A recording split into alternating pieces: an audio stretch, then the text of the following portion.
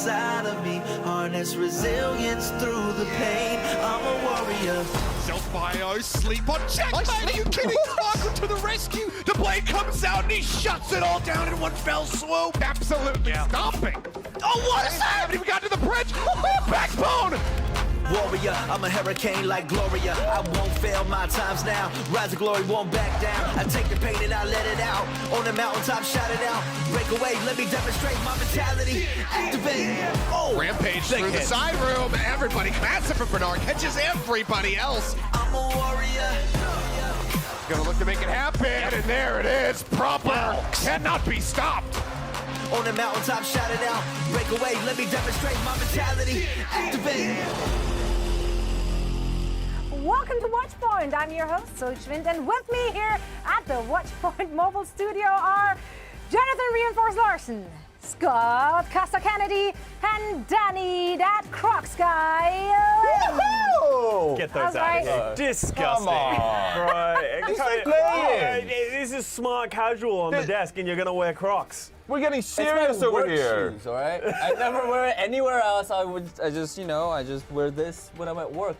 My professional shoes. And you have lots of those little bits and pops. Yeah, What are they expect to called? see more of my Crocs in playoffs. No, there's stuff on the line. Things no Teams are one fighting for asked money. for. Thank you so much.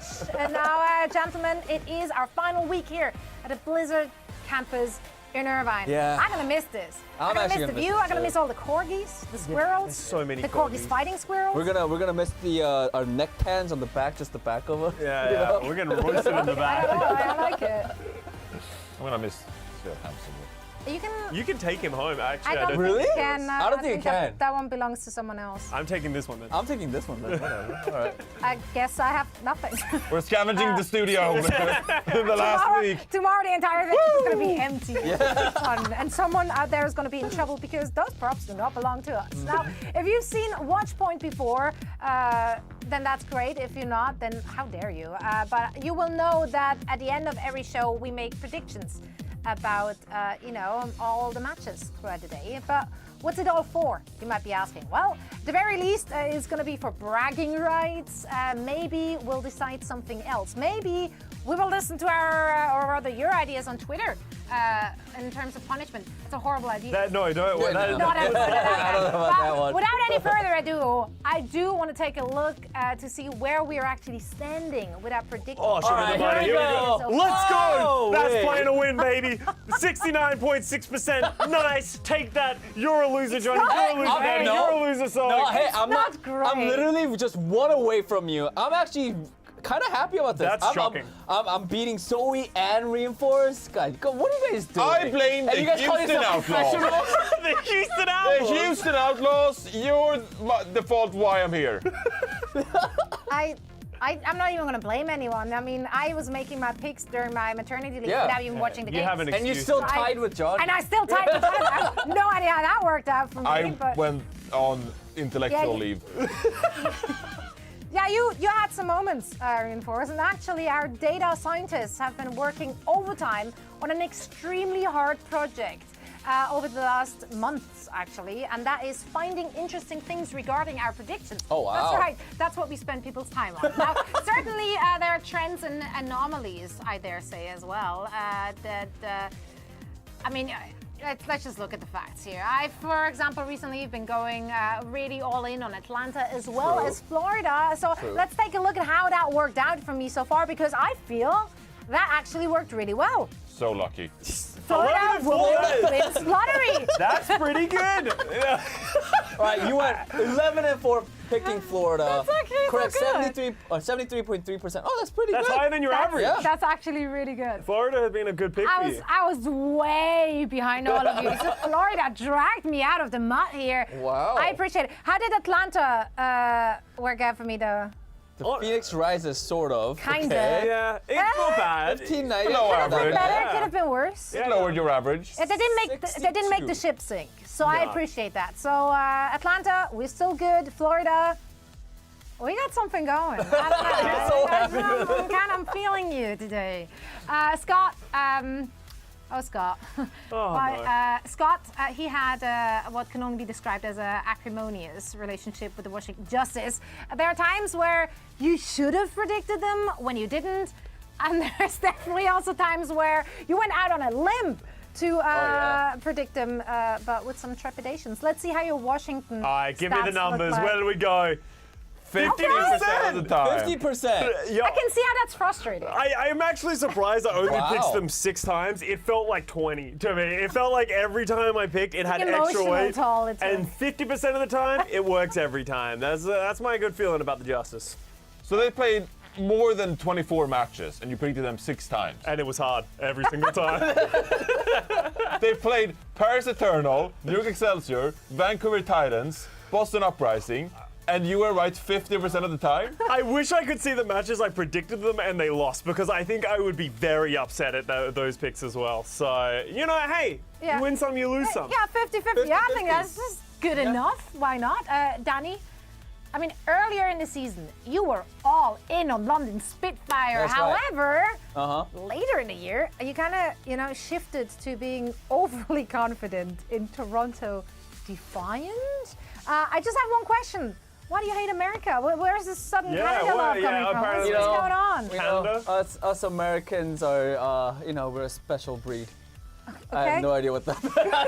But no, I don't hate America. I love America. But yeah, I love Canada as well. You picked them 16 times? That can't be true. There's no way I picked You Toronto. picked them I- 2/3 of the time. I don't even like Ooh. Toronto that much. Is this right? I picked think them we're- six- I how many trust that matches number they played? Wizards. They play like 20 something, right? 24 times. What is impressive What is else Toronto Defiant, they went 50 and 50 in the regular season, right? 12 and 12. And you were worse than that. 43.8. Okay. Your Toronto pick rate is worse than their win-loss rate. That That's is just crazy. unbelievable. I guess I'm a Rough Toronto times fan. at it. I did not. I didn't know that I picked Toronto that many times. Yeah, well, today we learned. And Yeah. now Reinforce. Why are you laughing? Stop Because this laughing. one is funny to me. It just felt like you've been trying to play catch up all season long. And that means that he actually did a lot of picks went against the grain. Let's put it there. You went out there, you were daring to be different, and this is how it went. How'd it go? The cheese stands alone. Reinforce was the lone person, so the only person on the desk to pick a team 11 times. That's a lot. And you were right a whopping 4 4 times. Wow. And you called me, man? 36.4%. Look, I'm too smart for my own good, okay? Clearly. Apparently not. I am smarter than the Preds need to be, all right? Yeah, And you were wrong most of the time. you're just trying too hard, man. That's an issue. But I have a problem. clearly. I- But I respect the hustle. No, I do. We respect the hustle. We Oh, that was respect so it. hard. Now, okay, Your to bravery. recap, Really hustling out there, Florida guys. and Atlanta have been good for me. Danny has unwavering and unrewarded faith in the Defiant. That Costa's is- Washington picks are coin flips, and Jonathan tried to make up ground and did not. We're 3 behind, Zoe. You we were- can still win. We can still win, Zoe. It's actually funny because Johnny is the worst percentage out of all of them as well. Johnny, you had the worst trend throughout the history But of we this are, season. if we're looking at the numbers or if we're recapping the numbers, we're all not great. And it's all still, like, yeah, Reinforce, you're right. We can still win it. We still have play-ins and playoffs. Yeah. There's still some more matches. 3 behind. But that's how things stand right now. But we still got a lot of matches, as I said, to go. And the real important question is, I know that you're dying to know what the process is of these geniuses on the desk. Like, what kind of scientific method do we use? What do we employ to make our picks? Well, we shot some behind-the-scenes footage of us making our predictions for the upcoming play-ins. So, enjoy. So this is how you want to do this? Actually, probably not. Because I don't think it's- okay, now you got this. Oh, here we go. Yeah, no, okay. So you're going to walk towards my voice. Forward is good, all right? Wherever you want to go. You're gonna make me walk into the truck. No. Do it slow and steady. You're almost there. You're almost there. There you go. Keep walking. Wow. Yeah, there you go. There you go on. Wow, what coincidence. Mayhem? Yeah, that's crazy. work. Please. What is the answer? Who is going to win the play-ins and go into the playoffs out of the 4 teams? What? No, wait. Full Korean roster. Washington? Wait, what?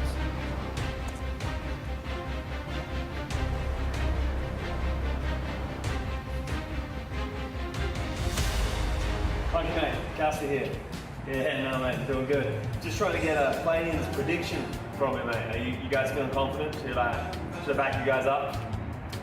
Yeah? Yeah, alright. No, the V brothers, you broke them up, so I'm not sure if you can get that done, but if you give me some positivity, yeah, no, nice mate. Alright, it's a professional organization, right?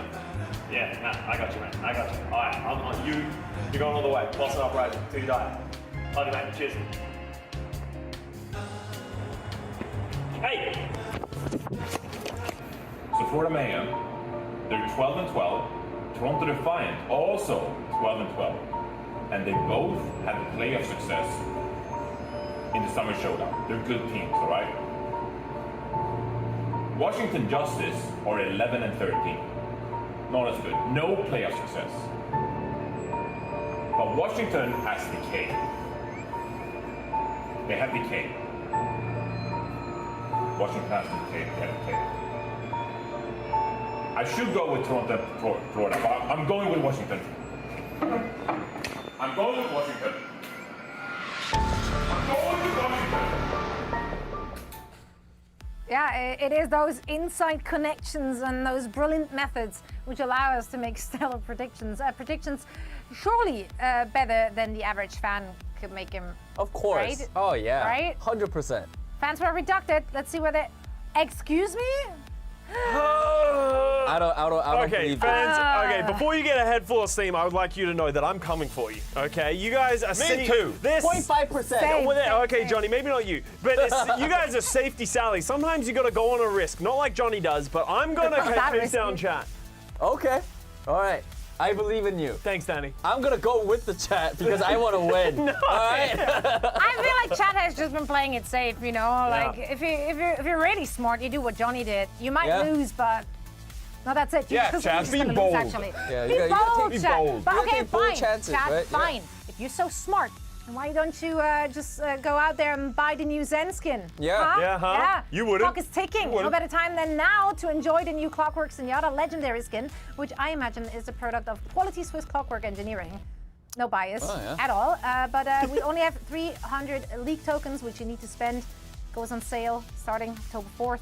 That's already passed, actually. You can buy it right now. Yeah, you can buy it right now. You can buy it right now. That's correct. Swipey I know swipe. dates. Why does Zenyatta get all the good skin? I know, doesn't he though? Unfair. It's him and Genji. We shouldn't Oh, complain about it. Anyway. We shouldn't complain about this. Once we figure that out, final weekend of the Overwatch League 2022 playoffs will decide the last 2 teams to make it to Anaheim, and we break down both those matches we have today right after this break.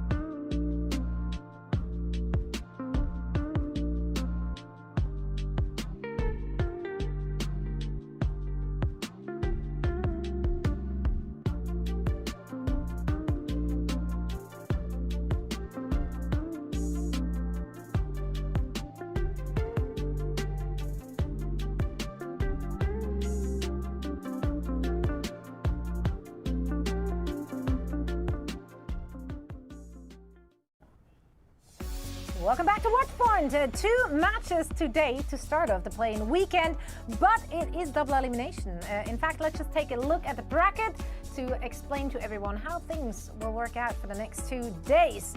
That's right, today we're going to see the first round. Mayhem and Uprising will face off against each other. Afterwards, Toronto Defiant will take on the Washington Justice. And then tomorrow, we're going to kick things off with a winner's match, followed by the loser's match. And then we will determine the last seed in match number 5, also happening on Saturday. The 2 slots are up for grabs. Exciting times. I honestly have no idea who's going to make it. Yeah, it feels No. like a coin flip. I feel like our predictions videos that we just did before have about accurate. pretty close to us. No. Yeah, yours is great. Decay's going to pop off. Yeah. Lack the critical information. Okay, though. Well, let's talk about those matches. Washington and Toronto, they have faced off 3 times. That's 3 times this year. Numbers are really hard, and the coordination with the hand. But they are tied in the regular season. However, Toronto has won the last 2, including a playoffs match in the Summer Showdown. Now, Reinforce, tank expert extraordinaire, of course, here on the desk. You've been singing virtues about Zarya and the current meta, saying things such as she's free SR, everyone out there. Now, you do have some strong opinions what you want to see in this match today. Yeah. Sorry. Yeah. Sorry, some really good hero guys. I'm just saying, if you queue up a Zarya, you get a lot of SR. It's some really good hero guys. And that translates to the Overwatch League. You would say like, oh, the pros, it's a bit different for them. They're professionals. No. Zarya's still really good guys. And the Washington Justice, they have a great Zarya player in Ilios. If we take a look at his stats in the Countdown Cup qualifiers, second in hero damage. That's good. The other stats, That's a lot of that's high numbers. not great. Kill. But I will say, as you can see in your top right corner of your screen, they have been playing a lot of Sombra with this. Assassin playing the Sombra, Decay playing the Reaper. Sometimes Decay has been playing the Tracer as well. They've been playing like Sombra Tracer with the Zarya. Now, that kind of exposed the Zarya, because that essentially like leaves the Zarya in like the front line with Tracer and Sombra playing around the Zarya. So Ilios necessarily isn't getting the same level of support that, like, for example, a Sojourn would provide to a Zarya, where it's like, well, we don't want to push the Zarya because we're afraid of the railgun. We don't want to push the Zarya because, like, well, Genji is also pretty strong right now. So, Washington Justice, with some small compositional adjustments, maybe playing more Sojourn, maybe playing more Genji, I think that Ilios could really shine on this hero as well. You can see he gets the damage done, that's for sure. Just needs to die a little bit less and maybe play a bit more with the team playing this Lucio and Ana composition. So I'm looking forward to see if Washington Justice, if they're trending towards more typical Zarya composition rather than trying to be too fast with it. All right. Kasta, if we're looking at the other side here, Toronto Defiant. If we're looking at their damage department, they have some decisions to be made. Yeah, obviously Hisu is the staple of that DPS lineup, but throughout the entirety of the year, we've actually seen them going back and forth between Finale and Although, and both have been great players, and I kind of wanted to do a head-to-head comparison of these two as we go into the play-ins and potentially the playoffs, because through the eye test for me, Finale has been the better player, especially in the earlier half of the season, but Although was a part of that team that ended up going 3rd in Toronto in the Summer Showdown, so Finale on the Genji in the Countdown Cup qualifiers so far, though, has just been the better Genji. Obviously, it depends on the matches that they played and if they won or lost, so they could be skewed one way, but you can't deny the facts. The numbers are saying Finale has been the better Genji. Then you look over to the Tracer, and once again, Finale is that better pick. So for me, looking forward, I want to see Finale be that main star of the show. Let him take that position. Although it has been great, but Finale can be that catalyst that'll take them to the next level. And it passes the eye test, it passes the numbers test. Please, Toronto Defiant, just put in Finale. Please. Just please. Listen to Costa. Now, Danny Von Constant for that Toronto squad has, of course, been their support lineup, and you're specifically looking out for Twilight. Yeah, Twilight. For this stage and for the meta, like that was because we're seeing a lot more Baptiste. Twilight has been on that Baptiste, and he has been really good at it. But I've noticed in their most recent matches where, when they're in a less favorable situation, Twilight changed over to his signature hero from Baptiste to Ana, and he's been putting a lot of work in it, and he found a lot of value through that Ana, as we're seeing in the stats. Like top 5 in hero damage and healing done. Second in I think it was Nade. Was it Nade kill? Was it? Yeah, by a grenade. Anyways, bottom line is he is a great Ana player. Look at those nades. I wish I had that kind of Ana in my gameplay, but I don't have any Ana players like that. Anyways. Well, I could play with you. No, you can't. You're way too high elo for me. Oh, okay. And I don't want to play with you.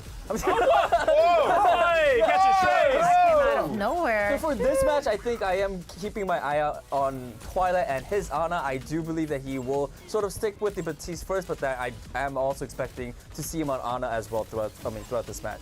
Yeah. It's going to be an exciting one for sure, with a lot on the line, of course, and we'll see how that match turns out later today. But first up, we're going to have the Boston Uprising, who have won their last 2 games, going up against the surging Florida Mayhem, and we'll break that match down for you right after this break.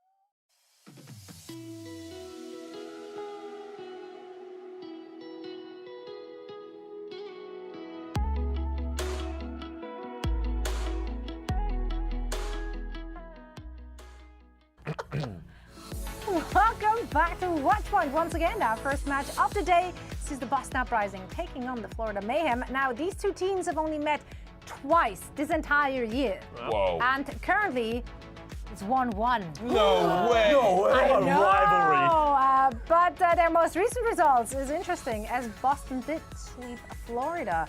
I do love that we're just once again trying to like make a rivalry out of something. They Costa, hate each other. they must hate each other so much. I mean, Florida has been really interesting as of late. They've been surging recently. Costa, what are you keeping your eyes on in this match? Yeah, Florida Mayhem has become that team that sort of has a wealth of players that no one else was really looking at. And I want to talk about one of those players who got signed mid-season in June, which was RuPaul. And we haven't really talked about him as much. Most people would sort of use the name Sir Majed for this flex support. But when Kriv retired, they wanted to fix and fill that hole. And they did that with RuPaul, and he has been instrumental in the success of the Florida Mayhem this year. I talked about and highlighted him on Ana last stage, but this stage on the Baptiste, the numbers speak for themselves. He is second in healing done, second in elimination, second in deaths, while also putting out that damage. So he is putting up the same level of numbers as Sermajed, but not having that high risk, high reward kind of star that we saw from Sermajed. So I'm looking at RuPaul to really be that difference maker for the Florida Mayhem, knowing that it's going to be a Lucio Baptiste Zaya meta. And if he can keep putting up this sort of level of dominance, keep getting that offensive capability as a support, it could be big things for them in the past, because he has so far proven to be one of the best rookie flex supports in the league. Absolutely. And on this squad, there is a player as well who has experienced a meteoric rise as of late, securing his name as a top-tier damage player. Of course, we're talking about Hydron! Yes, you guys all guessed it probably, but I mean, it's for a good reason. He is the star player of Florida Mayhem, I feel like. And of course, he was sort of sharing his role with Exi, but now Exi is being benched and he's coming in full time. He did say that he's more of an aggressive player compared to Exi, past interview that I had. And it is really, I think, showing up. I guess it's helping him out now. I can't talk today. But yeah, looking at his stats. First in finals, first charge shot kills. He is definitely one of the best Sojourners that we have. And I mean, the past couple matches, I think he was definitely really putting in the work. Like his Sojourn play, that he's getting headshots after headshots. And yeah, I think for today against the Boston Uprising, I think it's going to be an interesting match, because Boston has another very aggressive, very, I guess, confident, there you go, player Seeker. And Hydron is also like that too. He was very confident that they could go into the playoffs as well. So I think it is going to be an interesting Sojourn matchup between the two. Absolutely. I mean, if we're looking at their opponents here, Boston, they have experimented with, new players, different lineups all year. But most recently, as you said, one player started to really stand out, and that is, of course, Seeker Reinforce. Yeah, I mean, we talked about RuPaul and Hydron, who have really blossomed so far. But someone who could potentially blossom. I can't take you serious with a hamster in your hand. Even if you wear a turtleneck, it's like countering each other out. Get used to it. A villain arc. Get used to it. I am merely the servant of So you football. speak. Oh, okay. You're just a Of the speaker hamster. for. Yes. You What's know, the hamster say? the hamster? Yeah. He says, "Go Seeker." Seeker from Yeah. the Boston Oh, Uprising. wow. Going to pop off in the Overwatch League 22 playoffs. All right? Seeker could, unironically, be really good here for the Boston Uprising if they are to qualify for the playoffs. If they are to make it through the play-ins, Seeker needs to step up in a massive way. He's already shown us some glimpses of what he can do, and if you take a look at the stats versus Parrots, I mean, they're nuts across the board. When he plays with confidence, like Danny said, some of these other Sojourn players, you get to see him like pop off with some of these railgun shots, really. And so I think that Seeker is potentially a Sojourn player that could take on Hydron, take on, I mean, Hisu, for example, on the Toronto Defiant. Some of these players they're competing with this weekend to make it to the playoffs. We're going to talk a lot about Sojourn, so, if you're already tired of us highlighting good Sojourn players on these teams, well, get used to it, because this hero is instrumental. And what I love about it as well, you see so much like character, so much personality when you're watching these Sojourns play. Some like to sit back and, take their time a bit more, like Kai, for example, on the Atlanta range, whereas other Sojourns, they're just like going in. And like in some of these highlights, you're seeing Seeker, he's confident in his play, he knows the damage he can put out with the primary fire and the railgun as well. And that is what I like to see from Seeker. I want to see him take charge of this matchup, because the Busan Uprising so far this season, they've been a bit reluctant. They've set back a lot, they've relied on their tanks, the supports. I want to see Seeker on that damage roll to come out firing on all cylinders and really take it to Hydron and the Florida Mayhem. Right on. Now, exciting matches heading our way today. And of course, now that we all know what kind of scientific methods all of us apply to make our predictions, let's take a look at which team we think are going to come out on top. And if you're looking at the screen, you might notice that the fans didn't get to pick. This is our way to get ahead. Silence the fans. Oh! So we took to go to Toronto. No shot! Danny, why do didn't what you go you for gotta do. Toronto? Was the I'm better actually question. mad disappointed. All right, I didn't go Toronto because I had to change last minute, because I was wrong 56% of the times, and I picked Toronto 16 times, and my percentage is 56%. No, 56% wrong. Yeah. So I was like, I need my win. I need my dub today. I need to go Washington. I thought I'd be alone. I have a chance. We have a chance to get right with the Washington Fred. I'm not alone. Thank you, Danny. Let's go. Thank you, Gonzalez. Toronto, please. I just felt like Adam on Twitter is getting a little frustrated with me lately. So this one's for you, Adam. Anyway, go Toronto. Lots of faith. Now that I see their predictions. Oh, why did I do that?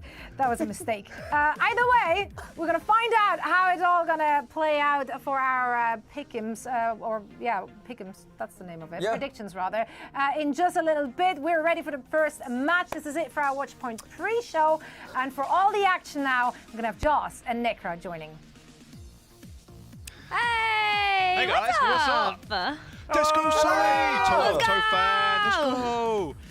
Thank I you. don't know why the Desperate judge Did is. you That's also kinda pick cringe. Toronto? That's crazy. How come? Well, Yeah, of Jack, we course I can't all did. be Of course Toronto Josh Defiant did. fans. I gave them No. enough chance. I feel like I gave them 16 times isn't enough chance. I think it's time for me to move on. Yeah, that's actually fair, Danny. Fair and reasonable. Look, they got But I 3 thought role he was stars gonna on go their down team, with the okay? chip, you know? I voted 16, for them. why not They're gonna get 17? the award. That's true. That's true. Maybe Zoe next makes a time. good Maybe point tomorrow. too there, Strict right? You're in 17. it for the long haul. At this point, yeah. Yeah, that's Gotta commit. a true fan right there. In it through the ups and the downs, Exactly. and then the middle of the pack throughout the whole Commitment. season. Let's go. I have commitment issues. Well, the real question I have for you guys is who do you guys have making it out of the top 4? Because, you know, we obviously have our predictions for Dave. I got Florida and Washington making it out of play-ins. Who you guys got? Going in early predictions. Yeah. Time to be the contrarian. No sitting on the fences. Toronto, Boston. And Toronto. Let's Boston? go. Dude, I Boston? believe there's no shot. No, Yep, Toronto and Boston. It's an easy I pick. think Rose, they- what do you have? I was Same agreeing stuff. with you there, I think. I just, To get paid to say stuff. It's gonna that's be a true. fun That's one. true. Yeah. Look, sometimes it's more fun to pick teams that might not make it, and sometimes it's fun to pick the opposite of what the desk says. Johnny, Yeah, well, Johnny knows all about that. Relatable. Yes, I'm with you. Not everyone likes an underdog. All right. good. Good on you, Jaws. I True, appreciate that. Exactly, True. that's what I'm saying. All right. But they're not underdogs because they're going to win. So, yeah, it's pretty easy. That's why you didn't let the fans pick, because you would have been proved wrong, Smart. Johnny. Big Unfortunately, brain. unfortunately so. Yeah, we really just Right, we're going gonna jump to the game, we're though. scared that we can't catch up. They do. Fair enough. True, The fans actually have been pretty very good. The based. fans have been pretty good with their Very predictions based. this year, that's for sure. That is true. It's kind of crazy how the fans always come out on top, but they have the bigger brains than we do. There you go. We should get the entirety. Maybe we should get a monitor that sits like next to Johnny, so there's 5 people, but the 5th person is just the fans, and it's there like I don't know the amount of emojis they spam in chat, or like signal I like love polls on the that. side Yeah. of like that would be You- kind of cool. Very Like, take a lot of work, but well, you know, yeah, like sure, sometimes you'll be around like a convention center or something, and you'll see like those robots that have like the tablet or whatever as the head, and they're just kind of like scooting along. Oh, yeah. Yeah, that's what I imagine Yeah. being in that spot in the truck. or those ones that deliver you food Oh in my restaurants god, even sometimes. I've seen better. those. Then they can deliver the desk food. The chat could deliver the desk some food. They definitely won't mess it up on purpose. No. All right, the Boston Uprising and the Florida Mayhem. Rose, we're in the play-ins. Pretty insane already. I know the year's gone pretty damn quick. This play-in's a little bit different from 2021. It was a single elimination last time around. This is double elim, so teams do get a couple of chances. A couple, only 2 though. So it's going to be interesting on how like Florida Mayhem and Boston Uprising play this, because the desk kind of already highlighted there's a lot of like rookie talent on both sides of things. Seeker versus Hydron, 2 extremely standout players. And I've been a little bit disappointed actually that we didn't see Seeker a little bit sooner. I remember Yeah. talking to him a long time ago before he even joined the league. And I said, you know, it would actually be really nice to cast you one day. And here we are. I'm eventually casting you, Seeker. And it's been a good time. And I think he definitely could have been... obviously, Rookie of the Year, definitely going to proper at this point, but he maybe could have been in contention if he had some more play time throughout the season and didn't get brought on so late. Hydron on the opposite end of things, on the Florida Mayhem, Rose, has just been performing out of his goddamn mind. Like, his Sojourn has been one of the best in the Countdown Cup so far. It really has, and I think that that's a big matchup we're going to have to look at, is how Sojourn performs in this match. But in order to talk about that further, let's talk about the starting lineup here for Boston Uprising, because you just preluded this perfectly, Jaws. there's Seeker in the starting lineup for the Boston Uprising, and this is a look for the team that they have started to rely on as we've entered into the final few matches of the Countdown Cup. Last week, we saw this exact 5 come out with the Sojourn for Seeker and the Genji for Victoria. That was so wild, Jaws. Yeah, it was completely out of left field. Everybody was like, wait a second. Who's playing what? Genji? Victoria? And it actually popped off, like, which is really sick and almost the perfect time to bring out something like that. If you're the Boston Uprising, right? You're coming into the play-ins. It is double elimination, yes, but their last match in the play-ins in 2021 was against the Toronto Defiant, single elim. They got 3-0'd. So ideally, they want to make it further, and maybe even further than the Boston Uprising kind of organization has made in quite a long time. The team has been either knocked out in play-ins or didn't actually end up making it to this kind of playoff scenario. So this is Boston Uprising trying to make that final push. On the opposite side, the Florida Mayhem, they didn't make the play-ins in 2021. It was actually Boston Uprising, Washington Justice, and Toronto Defiant, who are all in the Western play-ins right now, that made it. The Florida Mayhem, in this sense, at least in the last couple of years, they are a brand new team here. So they've already kind of spoken about Hydron. Checkmate and someone have also been exceptional standout players for the Florida Mayhem, but you've got to talk about the backline when it comes to this team. Animo, RuPaul, the Desk talked about how RuPaul came in, not like super late into the season, or like halfway through, but his bat is also looking crazy fire right now. And then they have a flexible backline with Animo coming in for the Lucio and Sermajed in for the Zen, or whatever else they need him to play. Yeah, definitely when you have that prowess to be able to hit those shots, which is exactly what you expect a flex support to do, then Sermajed can definitely slot into the roster very easily here. But when I look at both of these teams, and I look at Faith and I look at Animo being in for the starting lineup here for both, you're really looking at Lucio being kind of the name of the game here. This has been a newer look here for Boston to have Faith be more of a mainstay as a part of this roster. And on the flip side as well, Animo used to really come in to be able to play with that speed for control maps and also push maps, but also seems to be looking like more of a mainstay for this roster as well as a great teammate to rely upon heading into the play-ins. Yeah, Mayhem, also a hella clutch team. Something that I looked up a little bit earlier on in our research doc, that they've got the most reverse sweeps of any team. They're actually tied with San Francisco Shock right now, 4 reverse sweeps. So an incredibly clutch team when it comes down to it. And this is where it all boils down in the play-ins.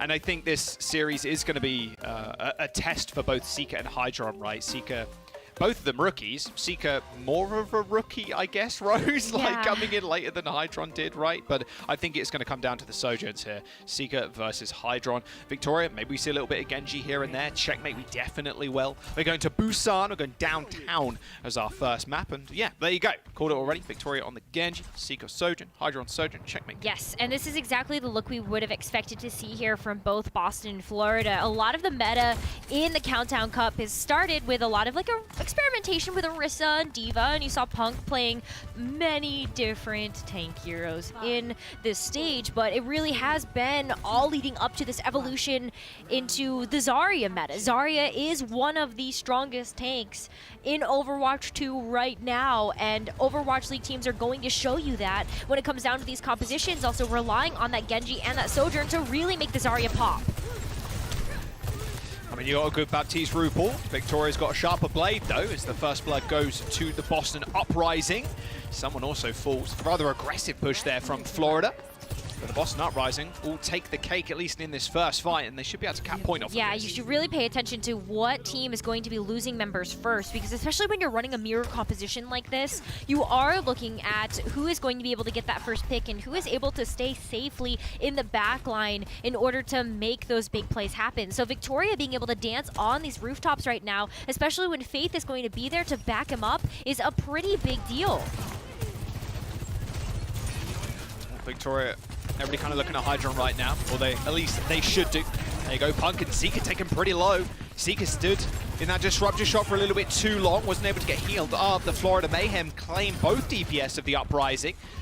3 now with Crimzo falling over. Boston not able to hold it down, and now Mayhem will earn their chance to get the flip.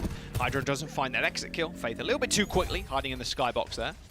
Really expecting that both of these teams and a lot of these maps are going to be very, very back and forth. The last time that both of these teams played each other was actually in the Countdown Cup, and all of those maps were incredibly close. All 1-2s, 2 points going the way of the Boston Uprising because they did end up getting that series win. But, I mean, just keep an eye on how this percentage gets racked up and how much these points flip back and forth. Beautiful aggressive push there from Hydron and Checkmate. You saw that lamp going down super early. If you're the Batiste in that situation, you want to lose that lamp as late as possible. It's your only survivability tool really against those headshots, or Genji Dart kind of diving on you. Florida Mayhem do take down the DPS once again. Seeker not really finding his edge like he found in that first fight. Hydron's nearing that overclock too. A lot of ultimates coming online for Florida Mayhem. Uprising not too far behind with theirs. No, I mean, Punk and someone are actually keeping up with each other quite well, but there's the amplification matrix from Baptiste first. Window for space, and there's the beat from the Uprising. They've already burnt through the immortality field of RuPaul, and now the blade's been pulled by Victoria. He's claimed one support, but Hydra on the other side of things. Both DPS, in fact, from Florida Mayhem. Just end up almost, well, kind of trading backlines there, but Florida Mayhem, they do end up cleaning up Boston Uprising a little bit quicker. Victoria's blade was pretty good, took down Faith, but Mayhem, once again, just way quicker to execute. Yeah, they've been able to have great reaction times as they've started to really work together with this Zarya composition, and someone is one of those aggressive style players that if you're able to push that front line away from Boston, then you are going to keep them busy from being able to help out that solo mission Victoria in the back. Grabber's on surge is really nice. That lamp hidden behind that signpost, but Punk manages to stay alive, but not for long. Checkmate finishes the kill, and with 95%, the Florida Mayhem building up. Uprising can't touch. There's no shot they get there. Oh, tell a lie. One does. I assume that is Faith, but it's only going to be him on that point. The Florida Mayhem should be able to find the kill pretty easily. In fact, he gets booped away off of the point as Florida Mayhem will claim round number 1. Really good round there from Florida as well. Like, when you look at their positioning too, when it comes to this composition, Hydron is always in a great place to be able to make sure that those railgun shots are going to hit their mark. But alongside of that as well, where you saw the double grab from Punk and someone was in a way better position to be able to be saved from that grab, where, you know, Punk was kind of in the middle of the map. RuPaul was able to get that immortality field onto someone where it was not so easily accessible when you had that building to be able to block off some of the sightline from taking it down. And so I love this game that someone has been playing.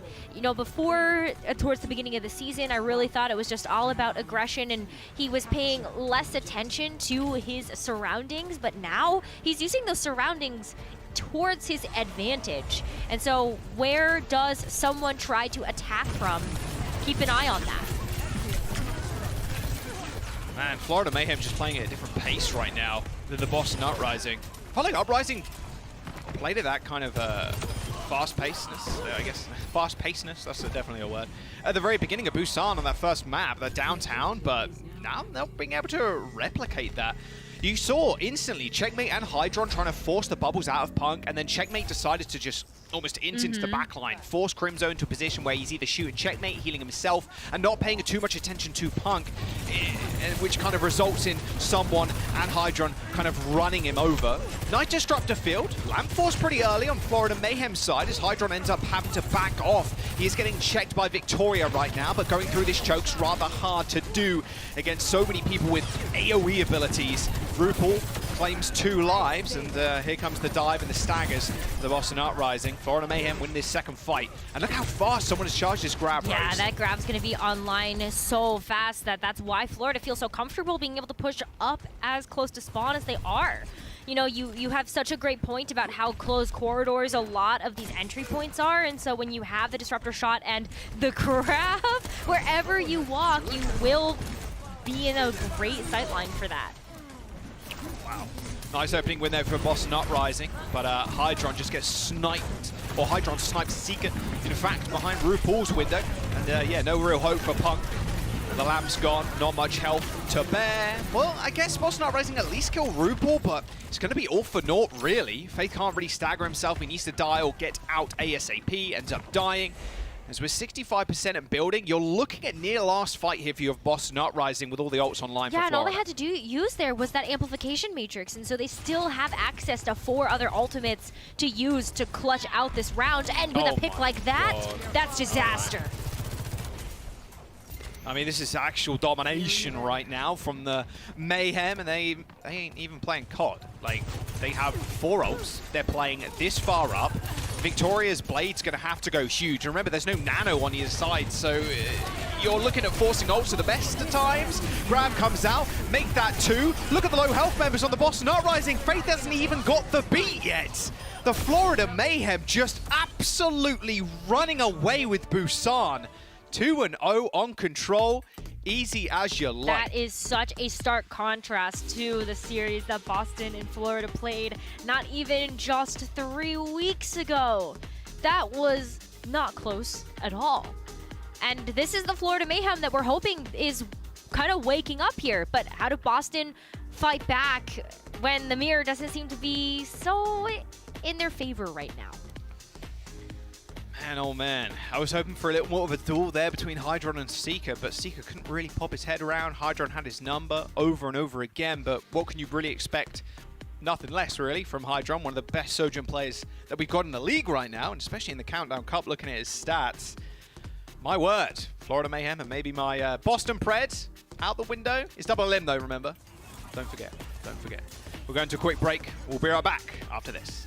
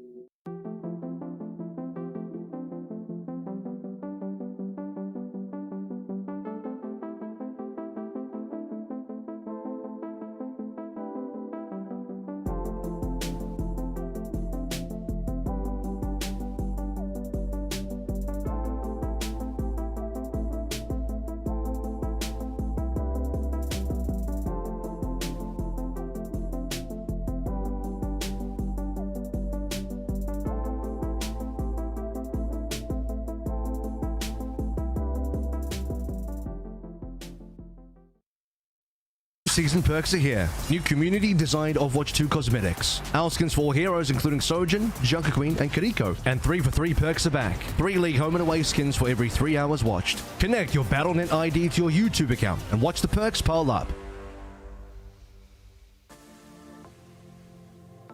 Wow, welcome back. Yeah, that was a very short control map. 2-0 for the Florida Mayhem. Just ran over Boston Uprising. Like, it was no Boss League team versus no D team, to put it lightly. There wasn't really too much Boston Uprising could do. They only took the point once, which was the very first point capture in the series.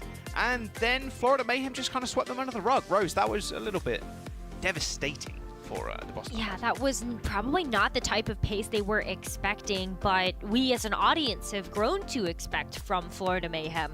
Someone always likes to get up close and personal with the team, and the way that they rotate through their cooldowns really shows you the level of attention that they're paying to this Zarya, Baptiste, and Sojourn composition. Speaking of Sojourn, Jaws, you teased Hydron's stats on Sojourn before we went to the break, and I just want to kind of give people some idea of what we're looking at here when we say that Hydron is the best Sojourn in the league right now. He is first for final blows at 11.6 per 10. He is first for charge shot kills at 8 per 10. And also second for charge shot accuracy, which is at 57%. That's really, really high when you compare that to the other 17 players that have over an hour played on this hero so far. So Hydron is definitely someone that needs to be contended with, and I have questions right now about whether or not Victoria's Genji will be able to do that, or even Seeker's Sojourn can kind of live up to that standard that Hydron sets. Yeah, it's crazy because I'm like, oh yeah, teasing kind of Hydron versus Seeker, but we haven't really seen that just yet. Controller, although, is a bit of a finicky game mode. Yes. Sometimes the team that's in control, they get more ult charge. You're kind of able to roll through the enemy team. We might see a little bit different here. This is loser picks, by the way. So Boston Uprising chose to go to Eichenwalde as we jump into the second map. No real surprises with how the teams are going to be what teams are going to be playing right now. We're probably going to see this throughout the play-ins, maybe an adjustment here or there, but more often than not, we're going to be seeing the Baptiste with the Zarya, no real Ana. Maybe we'll see Twilight pick it up, and the Genji and the Sojourn, which are the strongest DPS on this patch currently.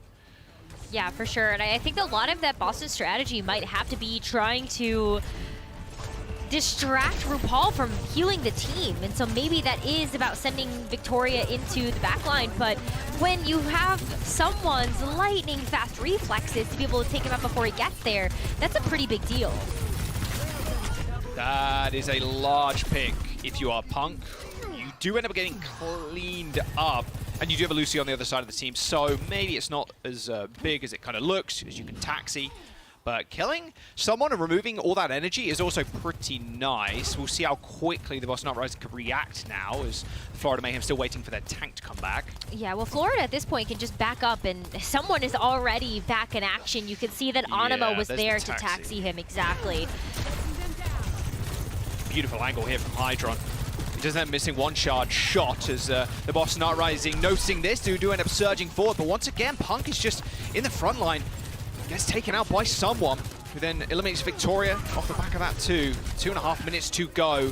Seeker ends someone's life, who's taking the brunt of the damage at this point. If you're on the Florida Mayhem side, that's the second death for someone. But, you know, if you do end up winning here, it's not the worst thing in the world. And you can see overhead map, someone taxing RuPaul and the Zarya back. Exactly. So will be a pretty easy defense once again. Again, you do lose your energy, but it's like, it's not the worst thing in the world, especially when you have a Lucio. Well, I think too, when Boston is still waiting for their own reinforcements, you have some time to be able to come back into the action, and then the Zarya bubbles right now are a little crazy.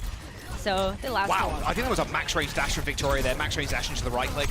Play pulled out from Checkmate. Lamp gone. Beautiful bubble onto Crimto to keep him alive, but no, someone chews through the bubble almost instantly and takes him out. And now the Boston Uprising, who have attempted to go on these flanks for the last couple of fights, end up getting taken care of by Checkmate. The Florida Mayhem's defense like an ironclad currently. They got grab, they got that overclock coming up, and the window. That's one shots with that overclock through the window on low health targets. The Boston Uprising have got the beat to kind of counteract that. Florida Mayhem used theirs in the last fight. Yeah, absolutely. There's a ton that Florida Mayhem can work with here, but at least Boston, you know, they have some things to respond with. Perfect grab out in the open, but the beat is going to save them, at least for the time being. Victoria struggling to find targets with that blade. Did find Animo. Nice reflect damage on to Hydron, and that will end the defense for the Florida Mayhem. It was a good initial grab, but it was that beat from Faith that really saved them there. They were to scurry behind cover before that window overclock could do any more damage. Objective unlocked. Gate's going to open in just a moment, but Florida Mayhem do get a priority position, at least, on the high ground. Yeah, well, they wipe fast enough that they do have that closer spawn available, so being able to take that high ground is a great way to set up RuPaul to just make sure he has some nice sight lines onto the rest of the team. Someone as well, you can just drop down here if you really want to try to contest the cart, but I think you're really happy if you're Florida being able to play this poke game where everybody has their own little bit of high ground to play with, where you can see Checkmate over in the nest and then just everybody else on top of that castle. Ooh, how does Victoria get away with that? Just dashes up into the high ground, gets the kill onto Hydron, gets away. Wow, okay, that's not really what you want to see if you're Florida Mayhem right now. Victoria's just going to go back in. Just just not scared, I guess. He ends up getting booped away and then lasered down. Reflect isn't going to do much against that laser beam from someone who was already a decent amount of energy built up. Now they're going to try and push in, just trying to make him pay for it. Losing the Genji is pretty nasty if you're Boston Uprising, and look at that. There you go. Nice little push in. Punk throws out the Graviton Surge, but is there any follow-up? There is. Seeker, with an ultimate, does take care of the Zarya, but now the Florida Mayhem, with a fairly decently close spawn hole, are going to be able to regroup as 5. That was a bit over-ambitious maybe there from Punk, Rose. I think so too. Punk using the Graviton there looked like he was trying to go for some type of hero play, and I would have understood that if I had seen a switch come through. But Punk is going to stick to the Zarya just to be able to keep playing this more meta composition, but it's really about making sure that Victoria can use this blade and find value with it, but Animo has sound barrier to respond. It's going to be tough. There's the blade. No sound barrier to kind of counter this one out. He's just chasing Crimzo. He's running for his life. That's a good enough pick, honestly. You take out the Baptiste for a blade, you take that any day of the week. Now it's just clean up for the Florida Mayhem. They get the team kill. Once again, Boston Uprising, similar situation, 1 minute and 30 to go. They've only just reached that second corner on this push. Yeah, and I mean, they still were able to hold on to Victoria's blade, but it's the same problem. They haven't been able to force out Animo's sound barrier yet, and Florida just keep using these ultimates before Boston can get into a position to use their own. So they got to be able to get through all of these different AoE effects to really hold their positioning there. You can see Hydron using these disruptor shots to lock down these corridors that Boston would like to take to be able to approach them. Oh, and he just gets grabbed! What a disrespectful grab right there. Victoria trying to replicate some of that success he found earlier on, even without the blade, ends up getting grabbed. And now the push comes from the Florida Mayhem. If they find picks here, it will be perfect. Oh, they actually get picked themselves. Seeker found a charged up railgun shot onto Animo, and now the Boston Uprising get a push in almost for free. 40 seconds to go, and the Florida Mayhem still control that high ground, but it is a battle of the beats now. There's a window up on height as Hydron doesn't have the best angle to work with, but he's still shooting through that window. It's a bit of a crazy one if he hits these shots, but Punks may manage to back up. They know they've lost Crimzo, so garnering 5 members, and then pushing back in onto the payload is going to be the name of the game. The payload's just below them, so they've got no real fear of not being able to get a touch. Oh, look at the wraparound that the Florida's going for. They're actually going to push Boston off of that high ground as they start to make their way up there to just make sure that maybe Hydron can try to get some picks. Or just stall Crimzo? Oh, Crimzo's in trouble. He's already used that lamp for himself. Faith comes to the rescue and boops the DPS from the Florida Mayhem away. The beat comes out from Florida as they do end up losing RuPaul. Crimzo also ends up going down, so it's a trade of your Batistes here. But without no frontline, with someone up, it's up to Checkmate to try and finish this one up. There's 3 kills for the Genji. Almost make that 4 as Hydron steals it away. The Florida Mayhem hold the payload just before those doors. on what is quite an incredible defense. That was a stalwart defense. It felt like every single time Boston Uprising rounded that corner, Florida Mayhem knew exactly how they wanted to approach those fights. Whether it was getting a grab really early on the corner, forcing Boston to use those immortality fields early. Jaws, I feel like that's been the biggest problem, is that immortality fields have been forced so early that they aren't able to be used as response mechanisms anymore. Yeah, I mean, that's the biggest thing if you're a bat player, right? When do you use that immortality field to save people, save yourself? Yeah. And you hit the nail on the head. When Crimzo was getting pushed in the castle, you saw Hydron shooting him, Checkmate was kind of following him up, and he had to use the lamp on himself. So much focus on him. Exactly, yeah. And as soon as you end up focusing the lamp down, or getting the bat to use the lamp, well, it's almost a free blade. Crimzo used the window to try and sustain through the fights, and then, well, yeah, Checkmate just does a little bit of this. Like, it's pretty tough. Oh, look at that, too. Even just getting some deflect damage in there as well while you're going for the blade. And I mean, 4 kills in that fight, 3 of them being the blade. You can't ask for much more than that, really, if you're the Genji. And they lost someone there, too, so not only is it like a naked blade without the nano, it's also without a bubble, which is one of the key abilities you need to help that blade become successful. that is so true, and I feel like Checkmate this entire season, though, has really been able to find those opportunities, even when Zarya wasn't meta, so you didn't always have that safety net of that bubble around you to be able to make these deeper dives and go in and get value with that blade.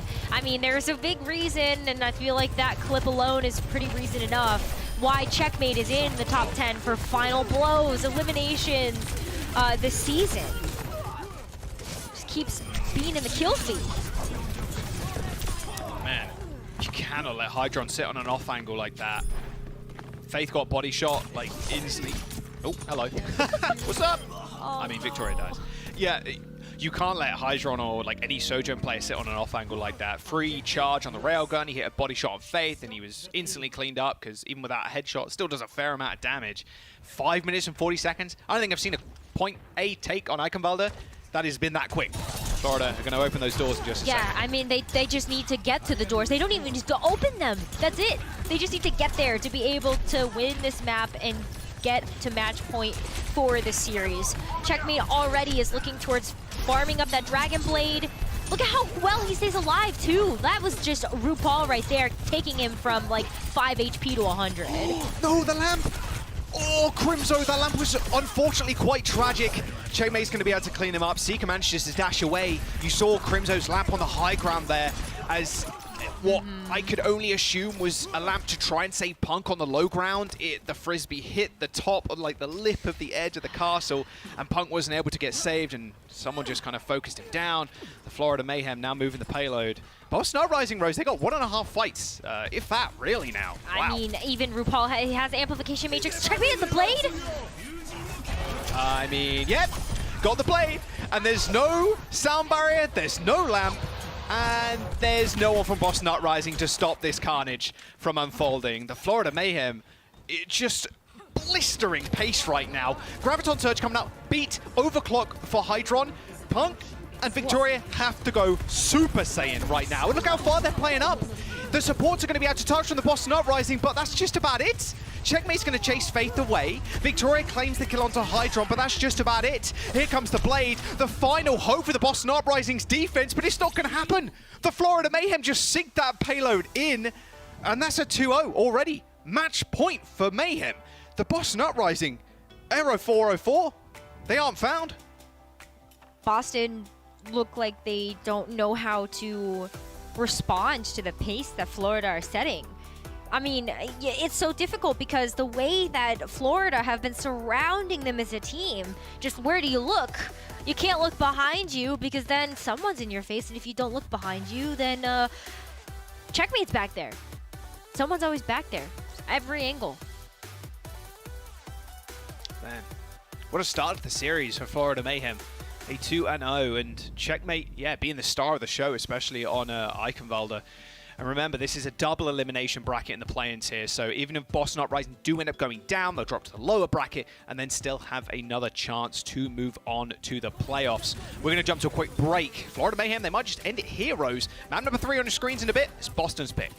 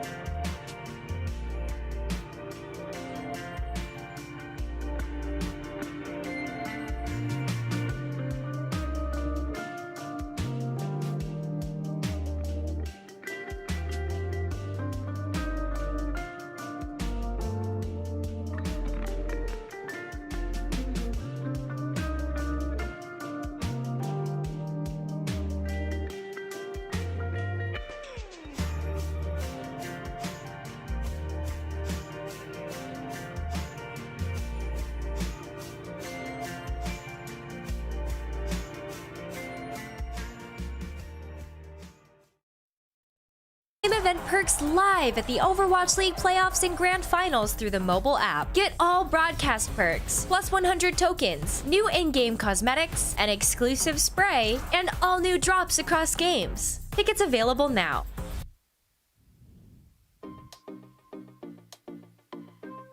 Welcome back. Yeah, tickets on sale right now. And to celebrate the 5th season, you got to come join us. The grand finals in Anaheim to see your favorite teams and players compete live. Tickets are on sale now for November 3rd and the 4th. See the website on your screen, overwatchleague.com/2022/playoffs to grab your tickets today. Right, let's see if one of these teams are going to make it through the play-ins and hopefully to that playoffs. The Florida Mayhem and the Boston Uprising are loggerheads right now. But Florida, yeah, it's not really been close, Rose. Florida are just kind of rolling. They had double the amount of final blows over Boston Uprising in that last match. Or in last map, sorry, on Eichenwalde. 2-1 was the overall scoreline, but it looks fairly close, but it really wasn't. Florida steamrolled them on A, unlocked the checkpoint, got that cart going, and they didn't lose a single fight. Yeah, and I think what's been like a pretty big contrast here too is that, and also impressive, is that last time these two teams played each other is Boston won 3-0, and Boston won with Punk Diva versus someone Zarya. It's kind of interesting to me because when you think about like the rock, paper, scissors of the meta right now, you're like, oh, well, Zarya like beats Diva because she can't defense matrix away that particle beam energy.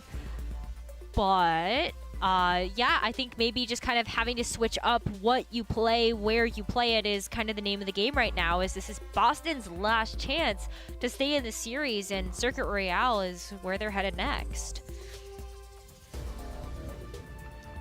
This has been a very quick series thus far. Will it end the same way as it started? I mean, Florida Mayhem are on the defense first, so Boston once again setting the pace card. Was their map choice, Rose? Worth keeping that in mind. So they went here for a reason.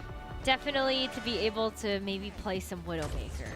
Is what I'm expecting here. Like, you know, trying to tease the fact that, you know, if you can't beat them at their own game, then maybe you have to change up the game a little bit. And the last time that Boston played this map was versus the Washington Justice, where they were able to run a Widowmaker, a Sigma, and just kind of try to switch up what they were playing that way. So maybe that's what they do here, but Florida's going to be going for this close hold, and they've been playing such an aggressive game that if this works, Jaws, this might just be like a full hold on this map. Yeah, they made their presence known now. 5 seconds to those doors open, and we'll rock and roll. Boston Uprising, they know they're outside, so they're going to take the longer approach. All you need is one pick. If you're Seeker right now, that's the one thing the Boston Uprising need. It's just that one pick with that railgun. He's walking straight into the disruptor shot, though. Yeah, not exactly where you want to be. He's getting taken out. And just a single pick. Single pick. Well, that single pick might actually be pretty hard to come by if Florida keep playing like this. You already have Onimo that's going to be sitting on top of the building to be able to get behind Boston and boop a member away from the safety net of their team, but also having this split exit where you've got Punk. Oh, Ripple. Oh, he's fine. Immortality field? To get pooped out of his own Immortality field. Yeah, but it does end up getting destroyed too, and there is Checkmate going down. Punk hiding behind that large column, which is called a large column, not anything else. Is using the Immortality field from Crimzo to stay alive, but someone almost beating him out in this Zarya beam duel. He gets healed up at the end of it. Spawn hold broken for the Boston Uprising. Florida Mayhem holding so close though, Rose. They do get a couple of extra fights. Yeah, that's definitely what teams are going to be doing. We're just making those close holds so that they have that extra time to come back in and recontest, but that's perfect for Boston. They just needed a bit of momentum, and maybe they can capitalize on that now, where Crimzo is going to be the first to amplification matrix here, can use that to help keep creating some space for this payload to push through to that first checkpoint, but also, you know, Punk kept his energy, so he's able to keep doing damage to be able to get this Graviton Surge up online very quickly.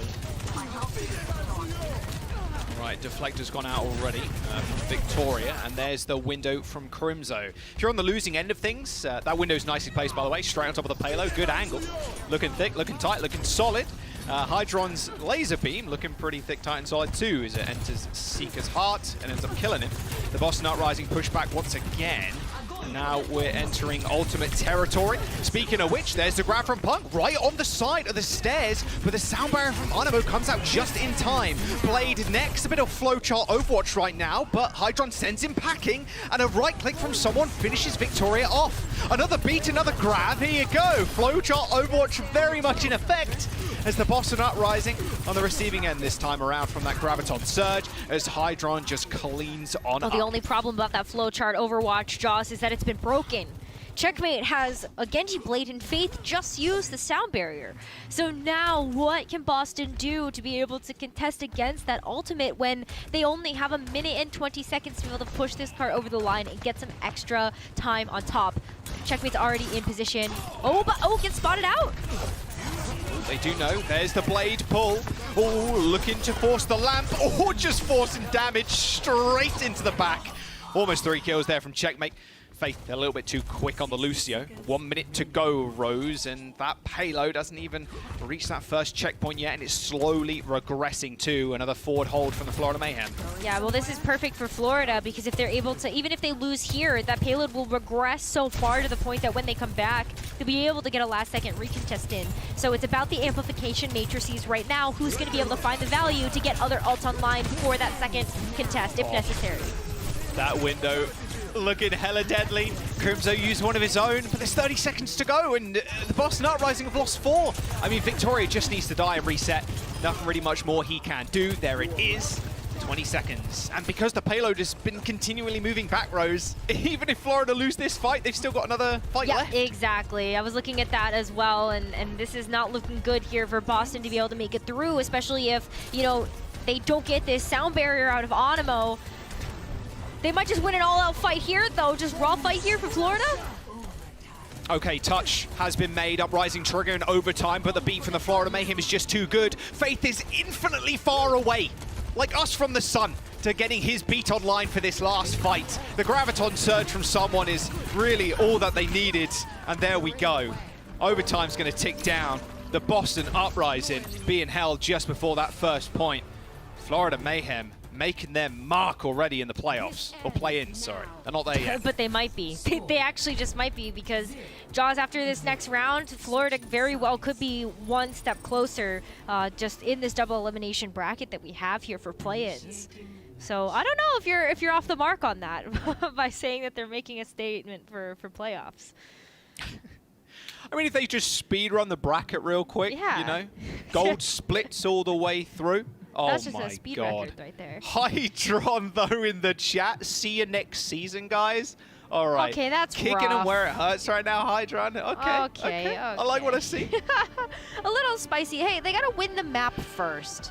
But, you know, this is definitely looking like a very one-sided affair, especially when you take a look at how even Mayhem did on Eichenwalde. They had over twice as many final blows as Boston. And it was the same as what happened on Busan. And I haven't been able to look at the live stats yet, Jaws, but I have a feeling that this might be kind of similar. Yeah, I don't think you need to be honest with you. Nice double dash there from Checkmate. Very nice stuff. All right, Boston going to do the same thing. Who's really surprised? You really want to get that forward hold, especially with how close that golden box of victory is. We'll see how Boston do on their defense now. Oh, you're going to see the same type of high ground positioning coming out here from the Lucio and the Genji. TP. Oh my God, TP. They don't know. Nice little wrap around there from the Florida Mayhem, and Checkmate's going to switch to the Ashe. Almost shades of Gladiators here with Widowmaker gameplay, but it's actually Ashe this time instead. Faces the Faith, the first casualty already. These stairs looking rather dangerous for Punk. He trips and falls. The laser beam from someone looking a little bit too strong. Checkmate's getting some nice damage down too from the back line. Boston caught between 4 members in the Florida Mayhem, and Checkmate just dominating them from the spawn with that dynamite damage. All right, he's going to switch over to the Genji, retain some of that ult charge, but the payload is a move. That's so smart, though. That's the type of strategy you want to see from Florida, where they're not afraid to go with something that's a little bit more avant-garde. The symmetric teleporter out of spawn, and then switching over to the Ashe just for that immediate dynamite damage and just more of that tick damage. And now it's the last fight. It's just last fight, Jaws. Yeah, who's going to get the first ult first? Looking at Crimzo right now, 20% towards that window. Oh, Victoria just got styled on by Animo, but beautiful boot from Faith. Both Lucio's getting DPSs off of the board, but there's only 3 meters to go before Florida Mayhem sink the payload in. Punk manages to get back to it just in time, as that window is a nice little supplement of DPS and healing there coming out from Crimzo. 0.97 meters.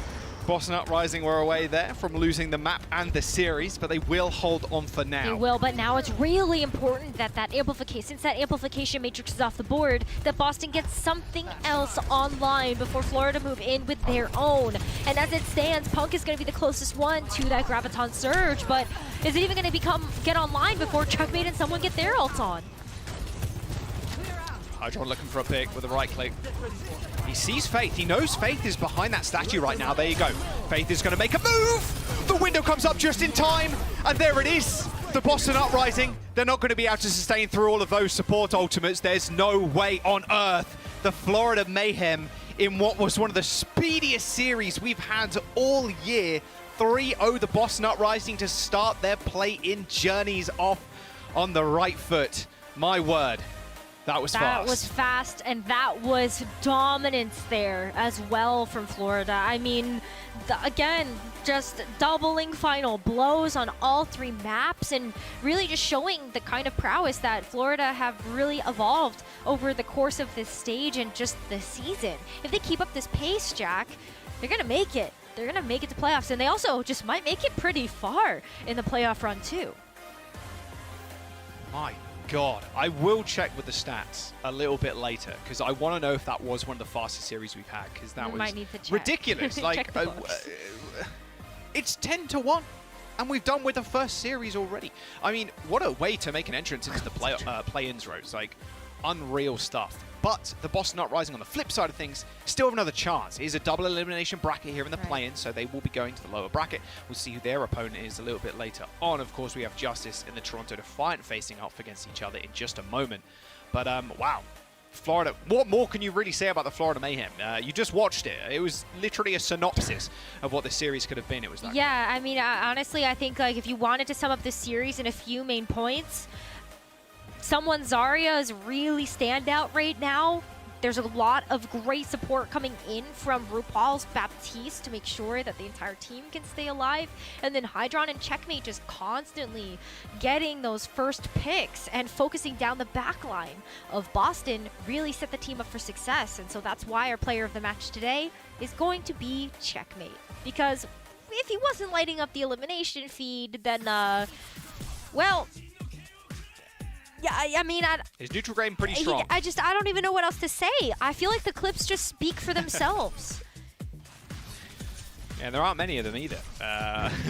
There's a few. But yeah, the series really was just all that 6 quick. Dragon Blades that he popped looking off with during the series. Fantastic. Yeah, exactly right. Just every single one of his plays. Just having crazy impact. This one specifically on Eichenwalde, he lost someone, and I mentioned it. You don't have the nano to supplement the damage and the sustainability, and he didn't have someone to give him a bubble. It really was the most naked of naked blades. The Florida Mayhem looking great. Checkmate looking fantastic on the Genji. What more can you really ask for from your DPS line? Hydron also having some nice little stats there. Checkmate, hands in the air. He's looking excited. He's ready for playing. Yeah. And with a 3-0, you couldn't be more ready than that. 2.3 deaths per 10. Dragon Blade efficiency up there with 2.0. Looks pretty small, but it's actually pretty damn large. I mean, when you think about it from how, like, Dragon Blade efficiency right now in the league, like, some of the best are looking at an average of, like, 1.1. Yeah, 2 is pretty significant. Yeah. That's double, and I know stats can be skewed just a little bit based on, you know, how fast the match is and how dominant of a performance the team overall has had, but still. Whoo, Checkmate. Okay. Still looking good. I mean, look, I predict for Boston and Toronto, and I hope I'm correct. We'll see if the Boston Uprising can make it through that lower bracket run. We do have an interview after this break, though, with RuPaul, so we're going to jump to that just after this. We'll see you in a bit. I'm full charge. Ready? Walk it. Lucio. 3, 2, 1, Walk. I'm going to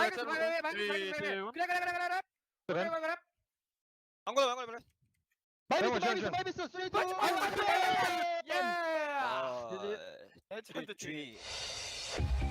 Overwatch League is brought to you by Upper Deck, the official trading card of the Overwatch League.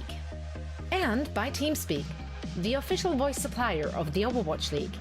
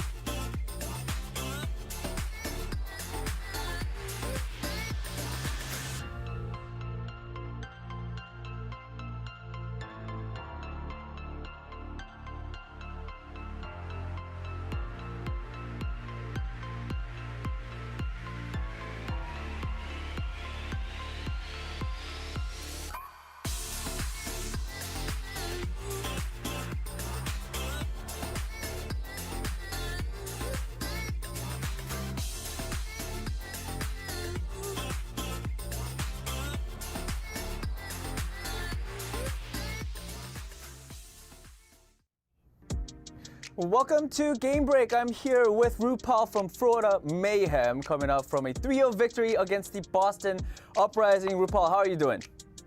I'm doing great. Doing great. I mean, yeah, that was a very fast victory for the Florida Mayhem. Did you expect this match to go so quickly, or are you a little bit surprised that you guys won so easily? Not really surprised. I think we were really good at this meta, and we prepared pretty well for this match and the other two teams in playoffs, our plans. Yeah, I mean, that's true because my next question was about that as well because you guys are on a sort of on a roll. You guys are on a winning streak. You guys beat Houston Outlaws and you guys also beat Toronto Defiant and now you guys beat Boston Uprising. What changed for you guys? You guys said that you guys were well prepared for this meta, but can you give us a little bit more detail? I think, to be honest, it's a bit lucky. We're just all really individually good at the heroes in the meta. Like Bap, Zarya, our DPS are really good at Genji Sojourn. And someone, he's also, even though he's a main tank, I think he's like one of the best Zaryas as well.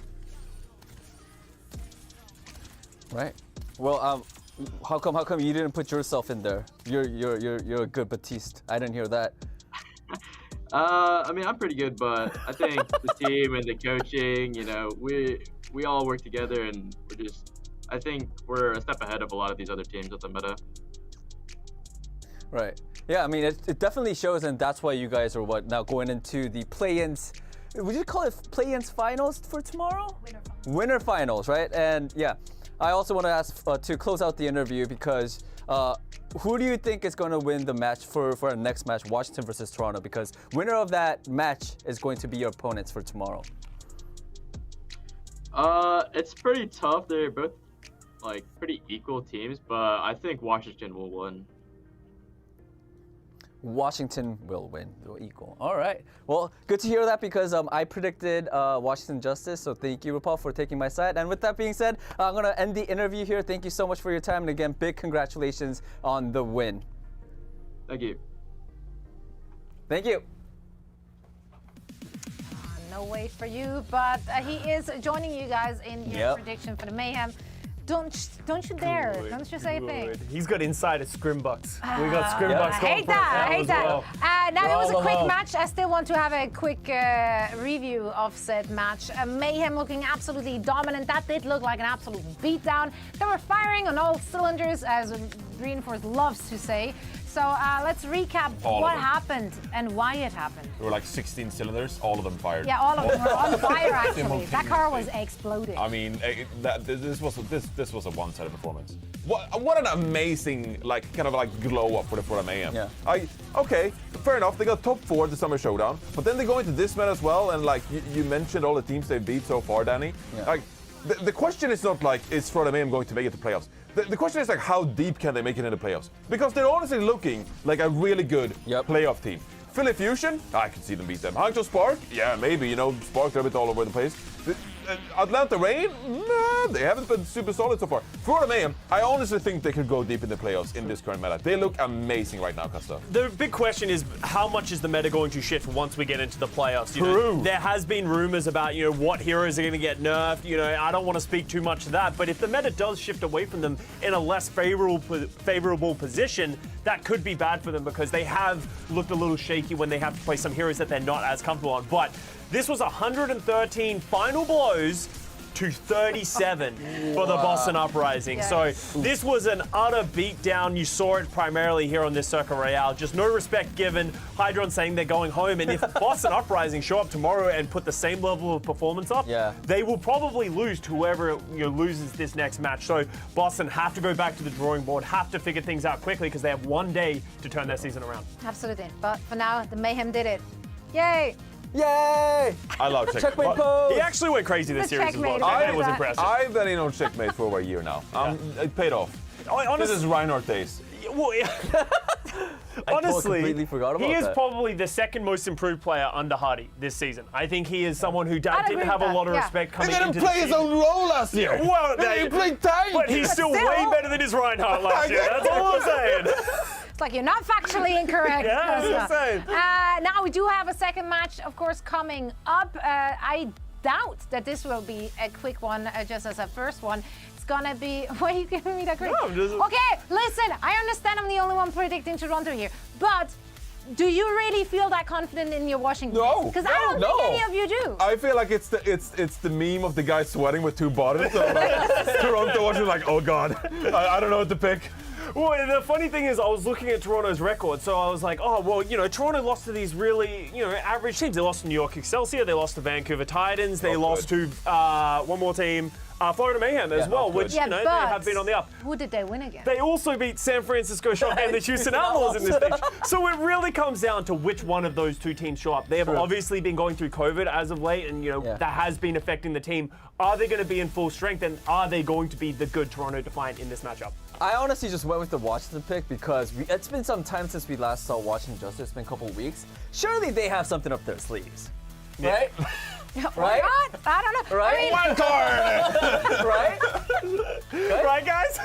right. Yeah, as you see, there's so much confidence from all of us here on the desk. If I'm going to lose that prediction, I'm going to be alone in the bottom. If you lose the prediction, you're going to be alone in the bottom. I kind of want Toronto to win just for that reason. Just to see you in the bottom. You want to see me in the bottom? Kinda. I thought we were friends. That'll be fun. Friendship ended when predictions started. That's how it goes. No, but for everyone out there who's also thinking that Toronto is going to take it, you know, there is always enough chance that DK might have a paper cut or something. Maybe he's going to struggle today. We don't know. Or maybe he shows up. We'll find out after a quick break. Don't go anywhere. 50-50 chance. 50-50.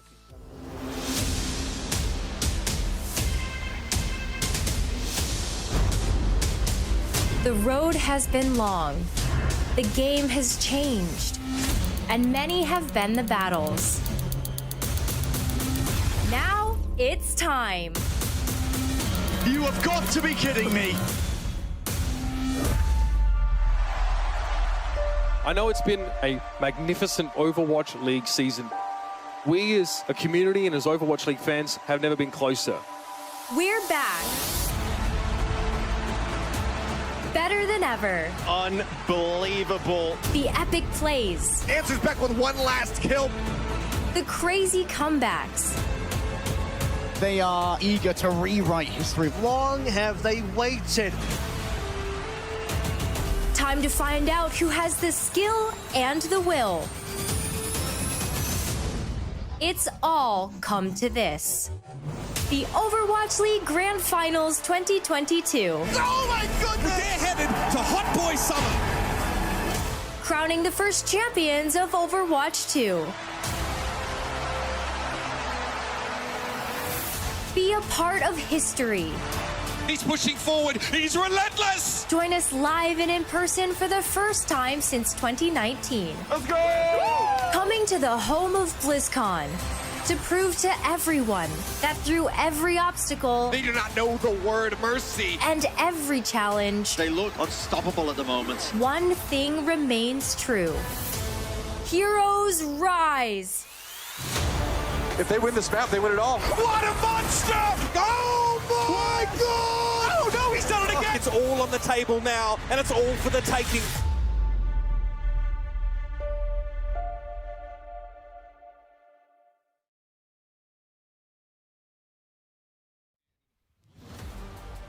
All right, ladies and gentlemen, welcome back to our Countdown Cup play-ins. That's right, we're sending two more teams into the Western Region playoffs here, and of course there'll be two teams going home without a chance to compete for postseason glory. I'm Mitch Leslie, joined by Matthew Morello and Matt. This is a matchup that's pretty hard to call. We definitely don't expect it to be the speed run that we just witnessed. The Washington Justice have a knack of turning up in playoffs and turning the game on its head. But as was pointed out in the Watchpoint truck, the Toronto Defiant have conquered some huge names so far in the Countdown Cup itself. Yeah, like I think we kind of have an idea of what the Washington Justice are at this point as a team. Like, you know, can kind of rise to the occasion at moments, but pretty kind of consistent with their play. You know, a little bit sloppy at times, still able to like kind of like brute force some wins. The Defiant, I still think, are a bit of like a question mark, right? We've seen them reach incredible highs, like beating teams like the Gladiators and then also losing to teams like New York. You know, at one point we had a potential Dallas versus the Fuel matchup, right? Is this a Toronto versus the Defiant? Which one is going to show up here? Like, it feels like there's two different teams within this team, and who knows which one we get. Nothing solidifies their reputation as being a mid-table team more than beating teams they are underdogs against and then losing to teams that are below them in the standings. But cast those aside now. Those season standings are no longer relevant. Now we're dealing with seedings. Now we're dealing with playoff potential. The Washington Justice, we actually haven't got to see much of this team at all during this more recent shift to Zarya and Baptiste-based compositions. We know for sure that Kalios does the big deeps. He's number 2 in Zarya damage coming into this week. And we know he's a fantastic Zarya, right? That's kind of even how he got into the Overwatch League to begin with that Zarya play.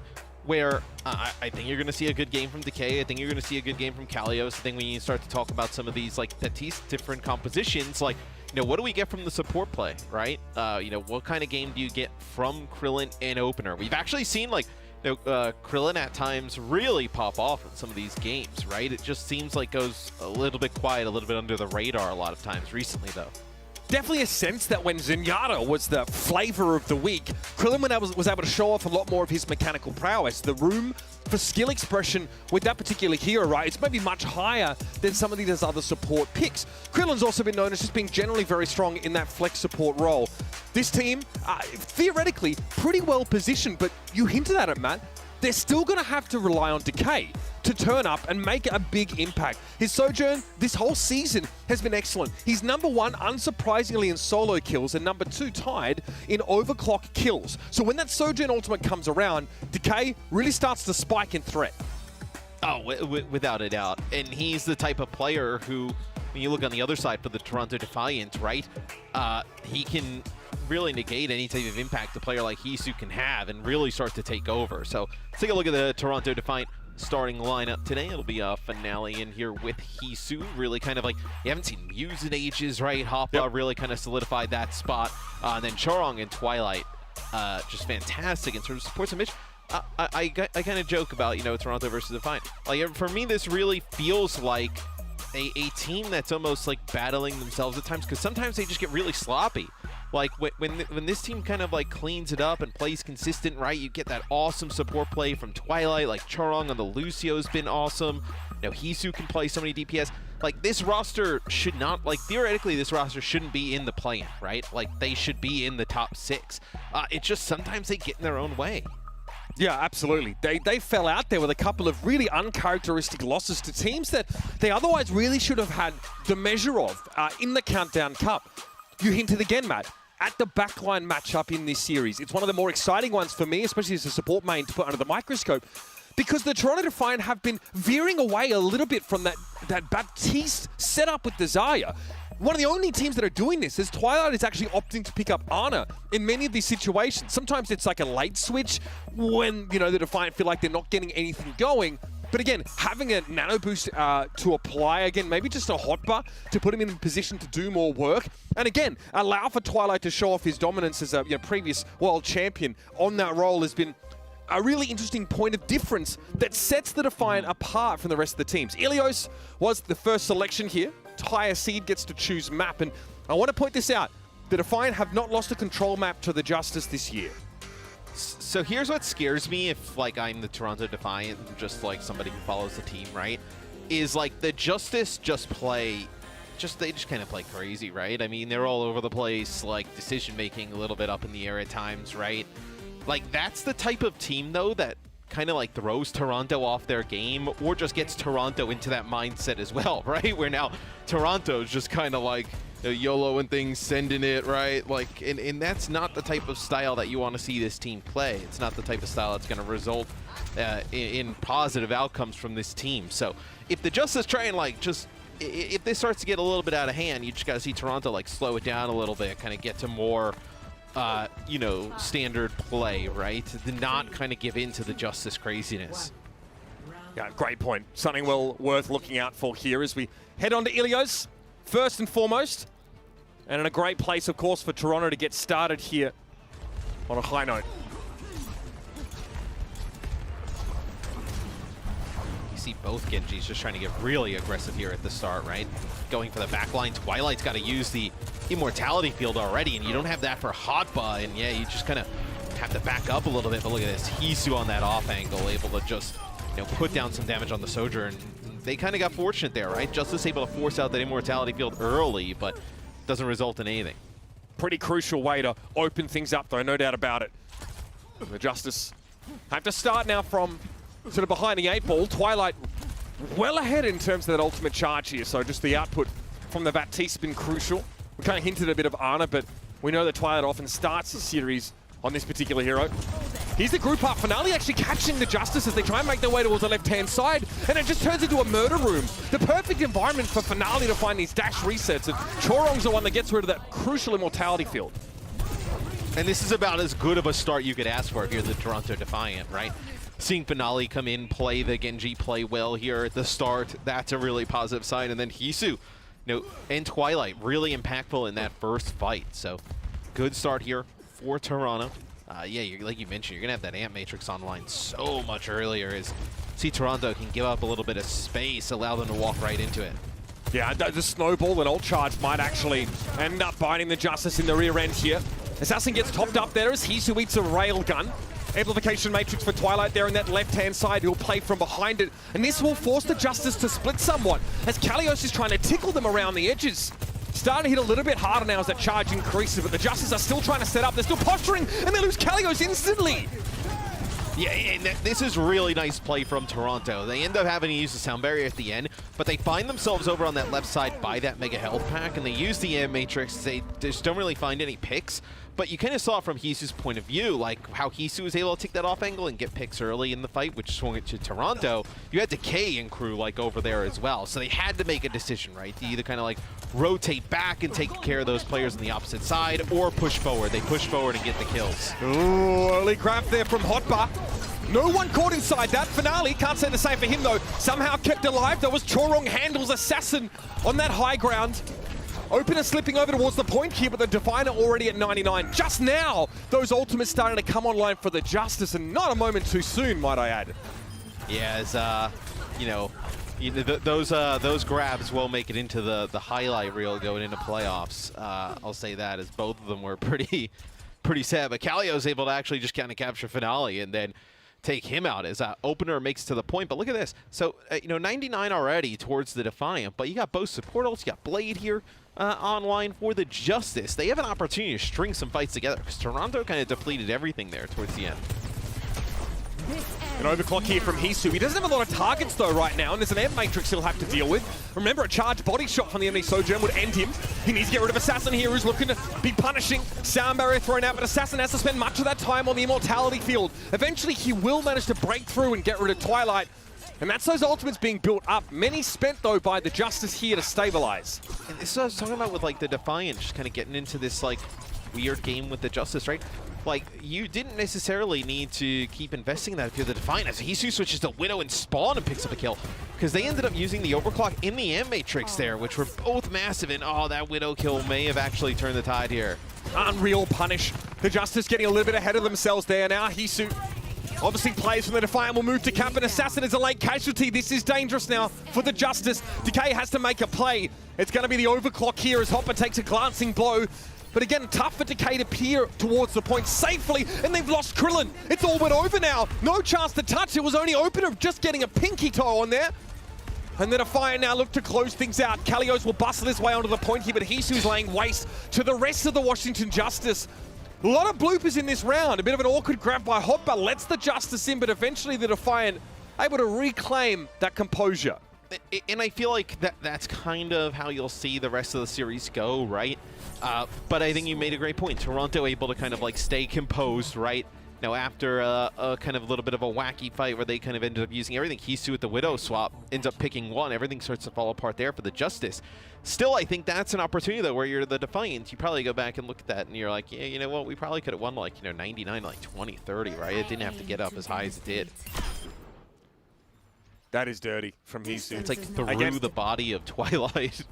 It's a strategy about as old as Overwatch is as a game. That cheeky little switch, quite often used against Faras, right? That are hovering above the point. Nice to see that from Hisu. Guy is definitely thinking. And here we come now into Well. I would hope he's thinking. He's currently really in the middle of a match. Rubbing those almonds together between his ears. That's right. Yep. It's looks like the Justice, they'll get to the point first. They're actually going to get pretty aggressive here. Just kind of like occupy this space on the Toronto side of the map, where Toronto's taking the opposite side of the Lighthouse. Pretty big cooldown to force out of the enemy. Baptiste there, an assassin chases Finale to his own grave. Then Finale can drop down and get rid of the Baptiste, who doesn't have any self-healing available after the big cooldown of Regenerative Burst was forced out. Very clinical by Toronto. Yeah, I mean, that is lightning fast. It seemed like the Justice stage just kind of like sped in, ran at him, wanted to take a fight, and they ended up getting absolutely nothing there. So Toronto, they capture point, they actually push up pretty far. Like, you usually see teams play a little bit further back than this, but they actually push up pretty far. They want to play aggressive. Isu getting in a great spot to deny any progress by the disruptor shot and picks Krillin out of the mix. This is huge. The Justice now are starting to get bullied. They expect to be the aggressor in so many of these matchups, but Hisu is having a day. And when Hisu's on fire, the Defiant look unstoppable. And the thing about playing aggressive is, like, you know, when Toronto actually forces the pace onto Washington, it forces Washington to, like, play fast but in a more reactive manner, which is when you're going to see some more of those, like, mistakes, right? Where, you know, when Washington is able to kind of coordinate with their aggression, set the pace themselves, that's when you see it look a little bit cleaner. 57 and counting. Finale's lurking, waiting for that bubble to expire. The second one now being deployed, so Kalios lacks defensive resources for the time being. A power trough for the Washington Justice as they need that Xayah to get them close. And again, Finale harassing Krillin. Absolutely relentless stuff here. He's able to scale the wall. But behind Krillin has to be an immortality field used for just himself. Finale, really cerebral play on the Genji so far, and the Justice have no answer. And it just even being able to get some of those big cooldowns out, right? Like the first time he goes in there, Finale, he gets Kalios' second bubble, and he gets the regen burst to Krillin. Then just goes across the map, he gets the Ant Matrix in the immortality field. Krillin can't even get a use of the Ant Matrix at the time from where he is. Absolute and look at that window shutout right there. Yeah, this is going to be brutal finish. Isu now, that's it. It's just so easy. He didn't even need to find the head of Decay, but he still does so. Style points for the Sojourner, the Toronto Defiant, as that is a, well, that's a one-player sound barrier for Opener, who has no choice but to try and stall this out. It's absolute desperation here for the Washington Justice, and their last legs are starting to be cut out from under them. Assassin tries to make the difference. A classy deflect of Hisu's railgun, but it's so far short of enough, it's not even funny. The Toronto Defiant absolutely clapped the Justice in this first map. And honestly, a bit more one-sided than I think even the score in the first round would indicate. Like, I think that first round could have easily looked like how this second one was. But Washington able to get back into the game there in that first point as Toronto, they looked clean today. Yep, 43 kills, plays 15 on this first map. Might have another quick one on our hands, ladies and gentlemen. If you want to get your fix of the Washington Justice, you better get in quickly. Not a great start for Washington, but we know how the pendulum swings. Newton's Cradle will be in full effect, I'm sure. So don't go too far, everybody. More, hopefully, to come in this series.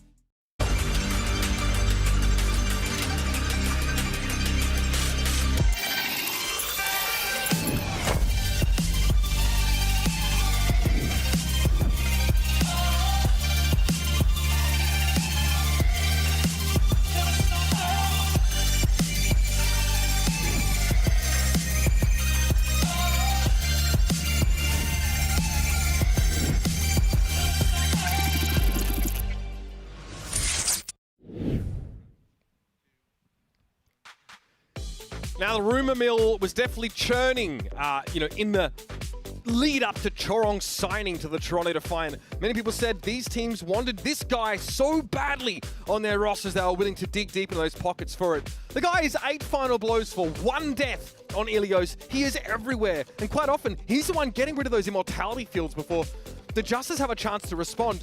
Matthew, you said this would be a very interesting support head-to-head, and I think that's played out so far.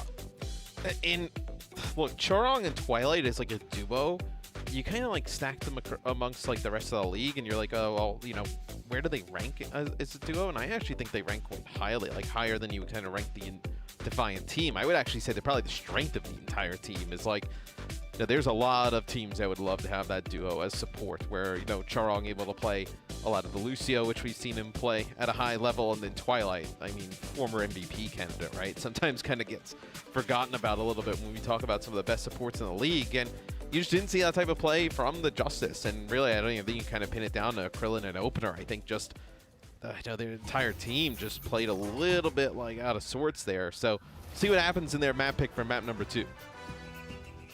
We spent so much time on board with Finale, right, in that first map, just watching him outfox his opponents time after time, pressuring out that Baptiste self-heal cooldown, the regenerative burst, and then just circling back, just appearing again, relentlessly harrying Krillin as he tried to keep his team alive. Yeah. And then we just see on the kill feed, he's just blowing people up. So this is excellent looks for the Toronto Defiant. Their fans just have to hope that it's not a one-map exclusive, that it gets carried onto Paraiso. And if that's the case, then expect this to be a drubbing as well.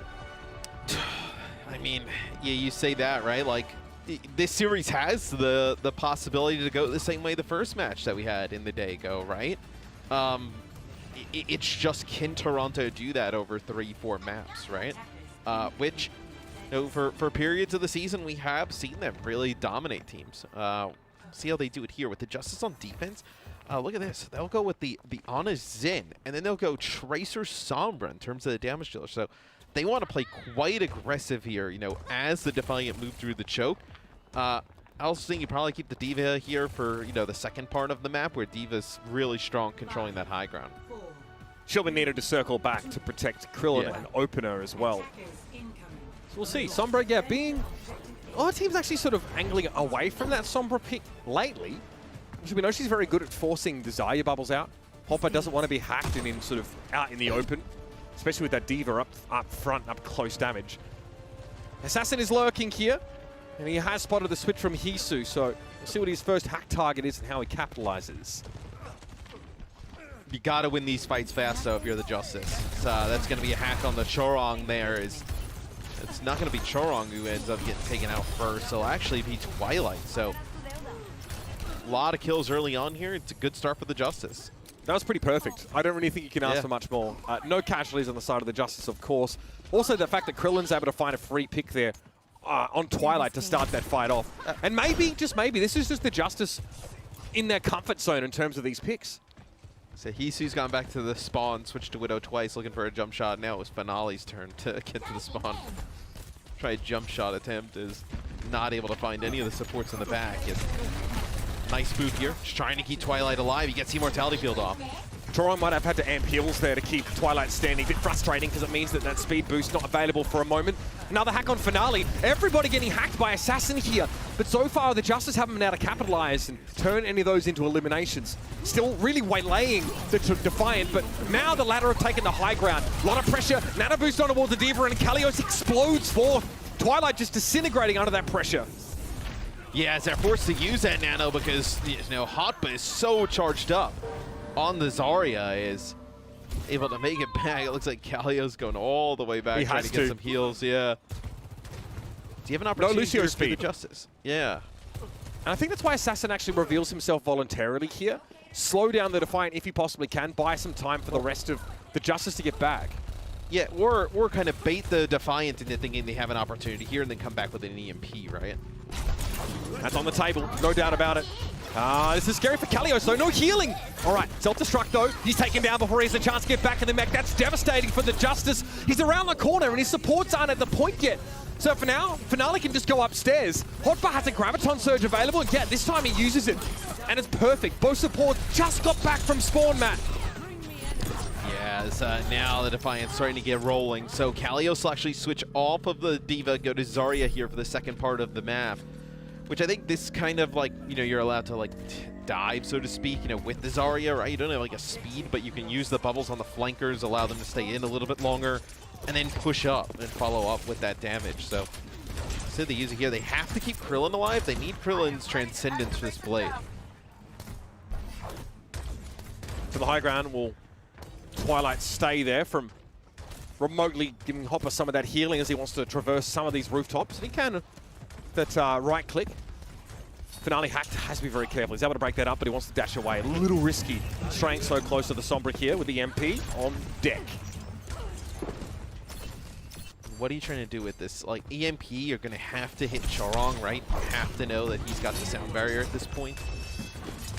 Maybe Finale can kind of like avoid that with some line of sight and maybe able to get a blade off. Not easy to get a big EMP here, right? These buildings break up line of sight so much. Manual hack, follow with an EMP maybe? No, Assassin believes that discretion is the better part of valor there. He pulls out, the card has stopped moving. It's caught on that corner here. And both teams banking some huge ultimates. Yes, Toronto knows, right, that they have this EMP. Just trying to like play in parts of the map so you couldn't just get a massive one off. And that's going to be a nano boost here used. And Sound Barrier, nice sleep here.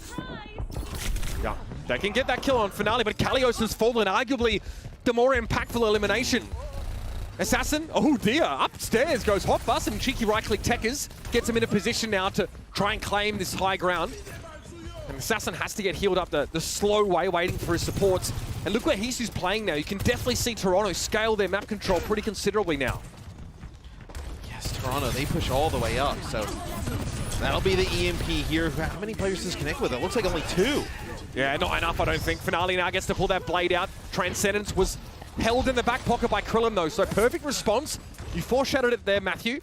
There's still a Graviton Surge online for Kalios here. Oh, this is going to happen quick. This card's moving. Who's going to contest it? Kalios able to circle back just in time. Yes, it's going to be Hoppa using the grab, and I just don't think he's got enough help here to finish players off. Yeah, you end up using that grab. Maybe you think you can kind of like pull them away from the cart and like walk it in yourself, but not going to happen there for Toronto. But still, 1 minute and 25 on the clock here. The ability to kind of like push up, maybe get another fight here where everybody's going to have nothing. Yeah, another interesting graviton from Hot by there. Maybe hoping to grab Kalios off the cart. He may have actually managed to sneak it through in that case, but then tries to make the play. It doesn't work out. Gives away a huge ultimate in a fight that was mostly lost. A lot of harassment here from Decay, and that pulse bomb is rapidly approaching again.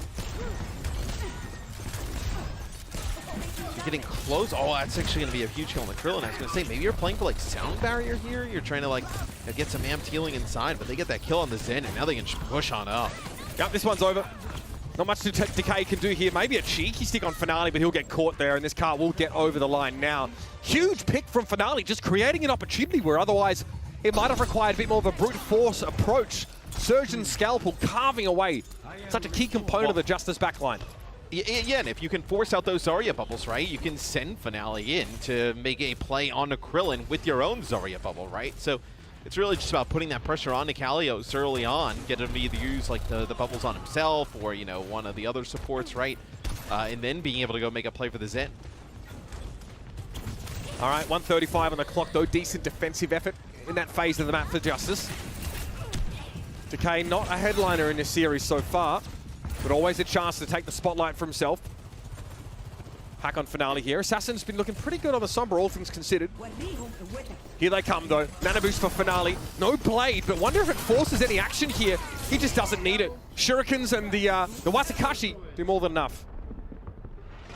Yeah, you don't even have to use the blade, right? Just the Nano just onto the Genji's enough. Everybody playing in that close quarter, so here you have that EMP again, and you have grab. So good combo here for the Justice to potentially get a hole at the end of the map. And what do? Do you try and slow this down a little bit for Toronto, and maybe you're actually able to get the sound barrier off? Oh, that's going to be a kill right on the Kalios. He just walks right up. Yeah, and he got the beat as well. That's filthy stuff. That is just so dirty. A grab for Kalios that actually ends up him just being blown to pieces as he stood in front of it. Always a risk when the enemy team's ready to return fire, and here's Finale with the blade. Yep, that's dirty. Opener picked off there, and you saw how desperately Kalios was trying to peel here, but he's really struggled to have impact on this D.Va. Trying to take a defensive approach for such an aggressive player. Unable to make it happen. And this should be it now, as 13 seconds remain in the round. A Transcendence in play. Okay, a chance here for Opener to control this high ground more. Sleep Dart on Assassin, though. They're not able to finish him off inside that Transcendence, though. Wishful thinking, perhaps, as he comes out of Ice Block and immediately is picked off. That'll be that. The Defiant get it done with half a second remaining. Oh, barely any time as the Justice try and stall it out, right? They got the May out there on the Ice Block. They got the Transcendence. So, look, they give up a map completion, but they hold on for a very long time. The Justice give themselves an opportunity to really win this map, or at least send it into OT. I think you got to get better value out of EMP, though, right? I mean, we saw 2 EMPs throughout that from Assassin, and they both connect with only 2 players, and you don't even win those fights, really, that happens. So I think if you're going to play that again for the Justice, and if you do, right, EMP is a huge win condition on your offensive side. You got to get better value. Hot, but they were really starting off a lot of these fights on the right foot. That questionable graviton surge towards that second phase feels like a byproduct of his real aggressive posturing for this entire map. 10 final blows for him so far. Pretty huge impact, and is, again, leading this team in some of these key damage metrics. Kalios, again, look, we know it's a tough job, right? Switching to the D.Va to try and answer the Zarya. Never easy. This is Decay getting picked off. I think Twilight also had a sleep here. Yeah, that really makes it harder for the Justice to contest properly. And that's that Ana switch, Matt. We talked about it. I mean, he's filthy on everything, right? I mean, it's wild that he was, like, sitting behind... well, obviously, Violet's incredible, right? But it's wild that the Shock, with just such, like, a wealth of riches, had him on the bench. As the Justice said, they won't play the Sombra on offense. They won't play the Tracer either. They'll decide to just mirror this matchup. It's the same matchup, though. They ended up losing at map number 1. All right. Wow, okay, this is... It has to be a reposition there from Decay, and he's playing it very riskily. But finding Twilight there is all of the Defiant filtered into that small corridor is a big deal. And he knew Hotbar was low. He was willing to take that challenge. Nice explosion there from the Justice. The Defiant aren't ready to handle it. Yes, both teams end up losing their Baptiste early on, but the Defiants were so low coming out of that is see if they're able to contest here. It looks like one player got on for a second, but yeah, it was like very close to flipping over. So Chorong will go in, he'll die. We see a Isu here as well. Yeah, he's way out, so he will fall as well. So good first offense there from the Justice. Yeah, that's the kind of aggression that we mentioned the Justice are able to bring. It's actually a big factor of why they're able to put pressure on some top teams. I use the Dallas Fuel as an example, right? Especially in Toronto, that matchup. We talked about the Justice always playing quite fast and putting pressure on sometimes a lot of the longer range hit scan heroes that need some time to power up or more fragile backliners. A great example of the Justice's ability to just explode, you know, onto a checkpoint and overwhelm with that numbers advantage there after finding a first pick. Assassin's trying to like poke here up on the high ground. Is so much time for the Justice to work with here. It's got to be scary if you're Defiant, right? Give up the first point that fast. You know, you use 5 minutes plus here for them to move through the second part of the map. And the Sombra switch for Assassin going to the Genji now definitely already seems to have made a marked difference on the Justice's footprint. They leave. Here comes the damage. Finale here as well, just going over the top, and again wants to start pressuring from behind. And Matrix in play. Krillin realizing someone is pressuring them down. Finale gets in there, plucks Decay out. Despite there being a power play opportunity with that M Matrix, the Justice get pincered. Okay, so if you're Defiant, how do you kind of like just dwindle this clock? I think, because look, 5 minute plus here, like ideally you would love to get a hold before second checkpoint, but like is that realistic, right? With the amount of time and like ultimates you can kind of like cycle through if you're the Justice. I think if you're Toronto, it's just about bleeding off this clock where you're going to have 5 ultimates coming in this next fight. I think Grab is one where you start trading some of these ults back and forth, you win that fight. Now you're looking at a situation where maybe you can actually hold that long. Yeah, I mean, the Dude, Justice tried to... massive. Yeah, I mean, opener out of the picture here means that explosive potential was severely compromised for the Justice. And all you did was use Amp Matrix. I mean, you're gonna get 30 seconds to a minute here off that clock that you're gonna go and up against for relatively free almost, right? 2 fights, 1 ultimate used, and both of them being wins for the Defiant is a huge part of their game plan in slowing down the Justice here. Washington are also trying to be fairly conservative about their ult use, right? Previously it was only the Amp Matrix. Decay now, trying to make something happen here. Oh, he's grabbed. Sound Barrier, great response. The perfect one, in fact, is Chorong and Twilight getting pressured heavily. Chorong a little bit late on the Sound Barrier. Twilight is down, so the Defiant need to make the most of this extra durability here. Assassin, absolutely unhinged at 20 health, knows he can charge in and get the kill on Hisu, but Finale doing the same to his own backline. They've lost Krillin, he'll have to trundle back into play.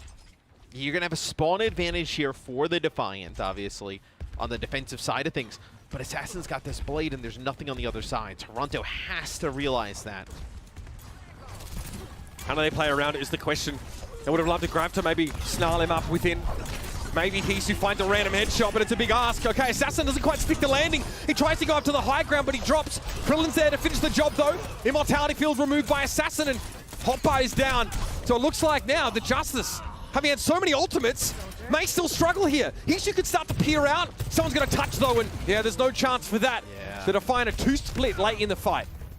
Yeah, you know what? Hisu with 2 and Twilight with 1, you thought maybe, hey, there's something here, but just when we see from Hisu's angle where he's playing from, not able to get on the cart, get a touch, right? If he's able to get a touch, maybe get the Immortality Field out there, maybe there's something there for the Defiant. But still, you got, what, 2 minutes off the clock there, right? You give yourselves a fighting chance here towards the end of the map. Question for me is, how does Twilight get a good angle with this Amp Matrix? Maybe this left-hand side of the map, if the Justice opt to commit to funneling all their forces through. Yeah, well, it's going to be Krillin going for his first, and Hotbar just gets caught out, Matt. Yeah, it's not even the Amp Matrix that really makes an impact there, getting rid of Hotbar. It's just trading damage in that hallway, and then Decay hits a shot, right? It's so hard to tell.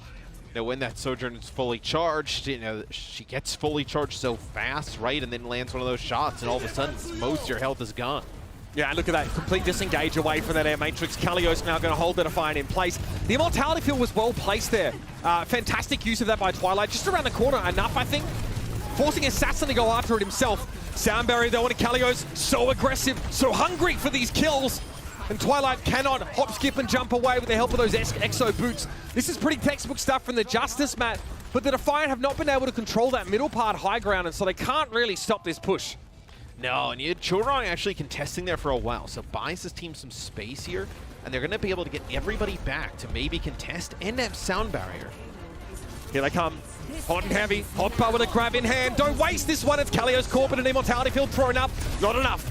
Hisu going to find that final blow ultimately with the disruptor shots.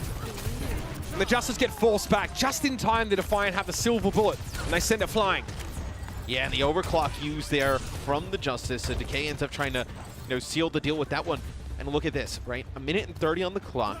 You get that hold there, huge for Toronto. You end up having to use your grav and your sound barrier. But you got an overclock, you got a blade coming online, no beat in sight for the Justice. You have a real shot here if you're the Defiant. 90 seconds is enough time for the Justice to find some of these ultimates, but the more immediate conundrum of winning this next fight, Matt, you're right, quite complex. Overclock from Hisu now.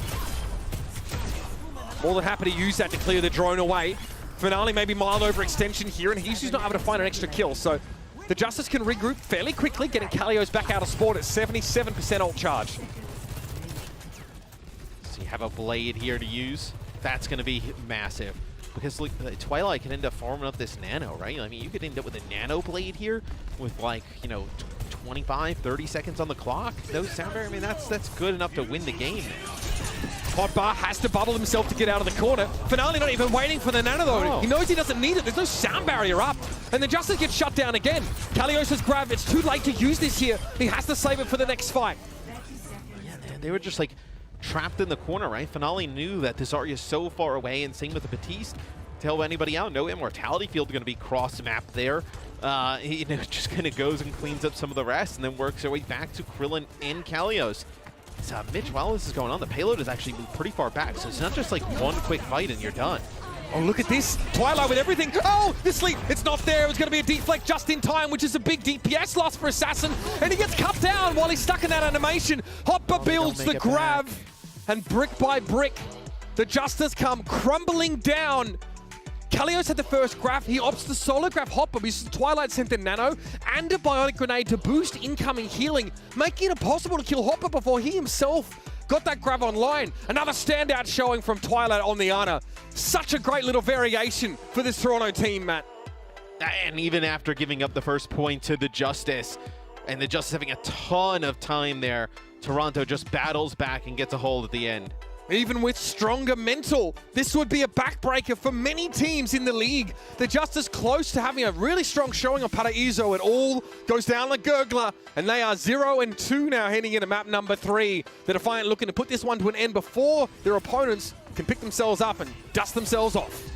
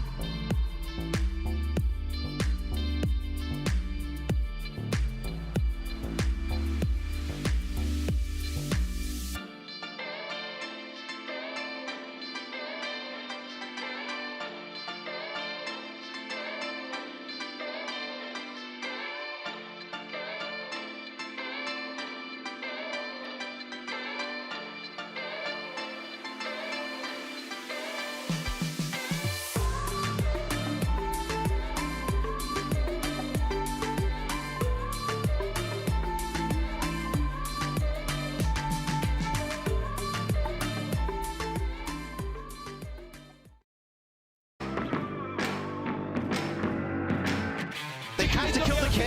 The 1v1 on the card now. Drew boots him away, but it's going to be a big forward to keep Decay there. The man is still alive.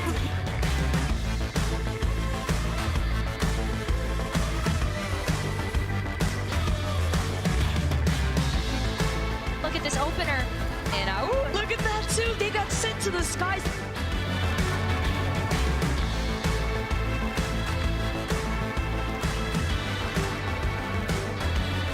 Kalios ready with a rampage here.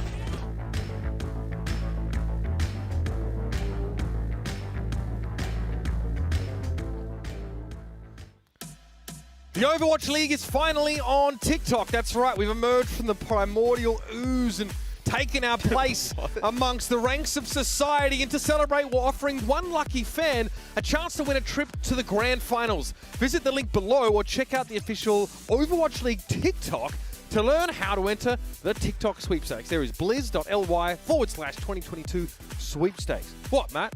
Huh? What? Man, maybe I should get on there and submit something. Yeah. Yeah, dude, I can't believe Jack hasn't put up a frag video yet or something, you know what I mean? Johnny clipping his streams? We're looking for good content, all right? We're looking for good content. Oh, not looking for just any type of content, right? All right. All right. Can't just have anything on No, there. no hands jimmies. Gotcha. Keep that in mind. Again, yeah. Get involved. You want to see some real content? See some Custa Genji clips out there. Custa Doomfist. Those are the real ones. Or just prefer to any of his Overwatch League outings. That's always a good time. The Toronto Defiant here have had a bit of an outing themselves, Matt. Again, their defense is extremely flimsy in the first part of Paraiso, right? They get just run over. Again, like a team with the aggression of the Justice, or just the ability to explode, really caught them off guard. But once they're able to slow the game down, especially on that last point, they can really take control of it there, and the Justice end up getting staved off in the last part of it. Yeah, so where do the Justice take us next? Looks like their map selection here will be Dorado. So, interesting selection. Like obviously completely different map type than Paraiso, but still kind of like the same like high ground control, like maybe like the same need of verticality at certain points, where maybe you felt like your game was pretty good there on Paraiso. You're the Justice, which yeah, it was good most of the time, but it just kind of fell short there at the end. I don't know what else you can kind of change here, though. Oh. You looked good when you were running the Sombra Tracer stuff, but you cannot run that every single map, and Dorado is definitely not one you can. Well, this is the worst possible map for the Washington Justice to walk into against a team like the Toronto Defiant. It's pretty well known that they have a tendency of full holding top teams on this particular map. It's uncannily frequent. And again, in the past year, we've seen them pick up the Brigitte with this setup, something that a lot of teams haven't done since the Junker Queen meta. And they just control this high ground so effectively that the enemy team can't get a grip, they can't get any sort of footing. Now, up against a really, again, I use the word overusing it now, but against an explosive roster like the Justice, maybe it's a bit harder to guarantee that safety and stability up there. But it's a little variation again from the Defiant that's given them some sick results against some real teams. So it'll be Kalios going to the Diva here, just trying to control that high ground. They do pull out the Tracer and the Sombra yet again. So we'll see how this fares, trying to get some of this high ground, especially now when you're trying to dive into maybe the Defiant and try and put pressure on Twilight when he's got a Brig next to him. Yeah, extra layer protection for them. Finale, okay, no recall. Damn. The administrations of his backline, though, perfect to keep Finale standing. And again, you'll notice the Justice are playing from the low ground here entirely. And that pressure is being pretty well handled here by Hotbar and Torong, just playing together. Now Finale goes aggressive, wants to put some pressure down on Krillin. And a lot of healing resources being used just to keep the Justice afloat there. Yeah, and it's like they're trying to access some of this high ground, right? And Assassin and Decay have to take such long routes, right? You're not playing like a Genji or whatnot, you can get up there rather easily. By the time they get up there, Kalios is basically devaxed. Everybody's weak. and you're just not able to sustain on through this. So opener with a nano maybe is something where you can kind of get like the nano on the Kalios and send him up there, but I just have a feeling this comp is not going to be it for the Justice. Yeah, in fairness, they definitely look much better when Assassin can play the Genji, I think. Kalios D.Va, I mean, we know the problems that D.Va has with Zarya. Kalios is trying to be a little bit more split between that peel. Gets a chance to get in, right? I mean, yep. The thing is that Defense Matrix doesn't really last long enough to stop the Sojourn kind of just blowing you up on her own sometimes. She just holds M1 on you, and eventually you just have to take a ton of damage plus the railgun. I mean, you're going to take a ton of damage from Hotba, right? And then Chorong can just swing on you. Like, it doesn't matter, right? Oh my god. He doesn't care, man. He just pulls up on Assassins like, I think you're in the wrong house, my friend. All right. Another this is taking variation. so long for the Justice to like get anything going. They nano Krillin here. All right, so maybe you can actually push on forward past the Sam Matrix. I think if you're Toronto, you have an opportunity to come back and fight this again, though, right? You got a grab coming up. Yeah, Twilight switches to Lucio, which tells me they want to actually come back and fight this. Finale cannot die here. He probably just needs to stay out of sight until the rest of his team turns up. They're gonna make it back. The grab is, they do. The grab is big. Oh no! They get knocked off. Yeah. Just not quick enough. And now, well, Twilight's happy to have gone down. He might even have fed himself to the beast because he does not want to stay on the Lucio here. So the Toronto Defiant, not today, for the full hold here on point A. Now they're going to have to make a variation. They tried, right? They wanted to go in there and fight that. I believe they would have ended up trying to like graph, right? You had a pulse bomb that would have been probably online at the time. And get an actual full hold. It was kind of doable there. They just get, I think they get like boot back. I think it's like Kalios just kind of knocks some players off there for a second. Then an EMP comes through. And they're not able to stay on and contest. So far, so good for this Justice composition, even though we've had our doubts about it. The pulse bomb there for Decay, even though it didn't get a kill. Forced an immortality field. It was easy to take that down. Here's the grab now from Hotbar. Transcendence. Finale might be thinking Pulse Bomb could be the antidote to this. And a rally from Chorong, so they are going to get aggressive now. It is indeed go time, Hisu. Very astutely put. The opener just gets lanced into the ground. Yeah, there's a few all-twos here by the Defiant, though. But you think you stop the bleeding. Here, Kalios going to have to go find a spot where he can, I was going to say comfortably jump off the map. Find a quiet chasm, yeah. Yeah. In a small little corner, and nope, doesn't even need to, as they deal with them rather quickly. So Assassin actually gets on the cart, and he's going to get a little bit of progress here. Yeah. Demanding now Finale's attention.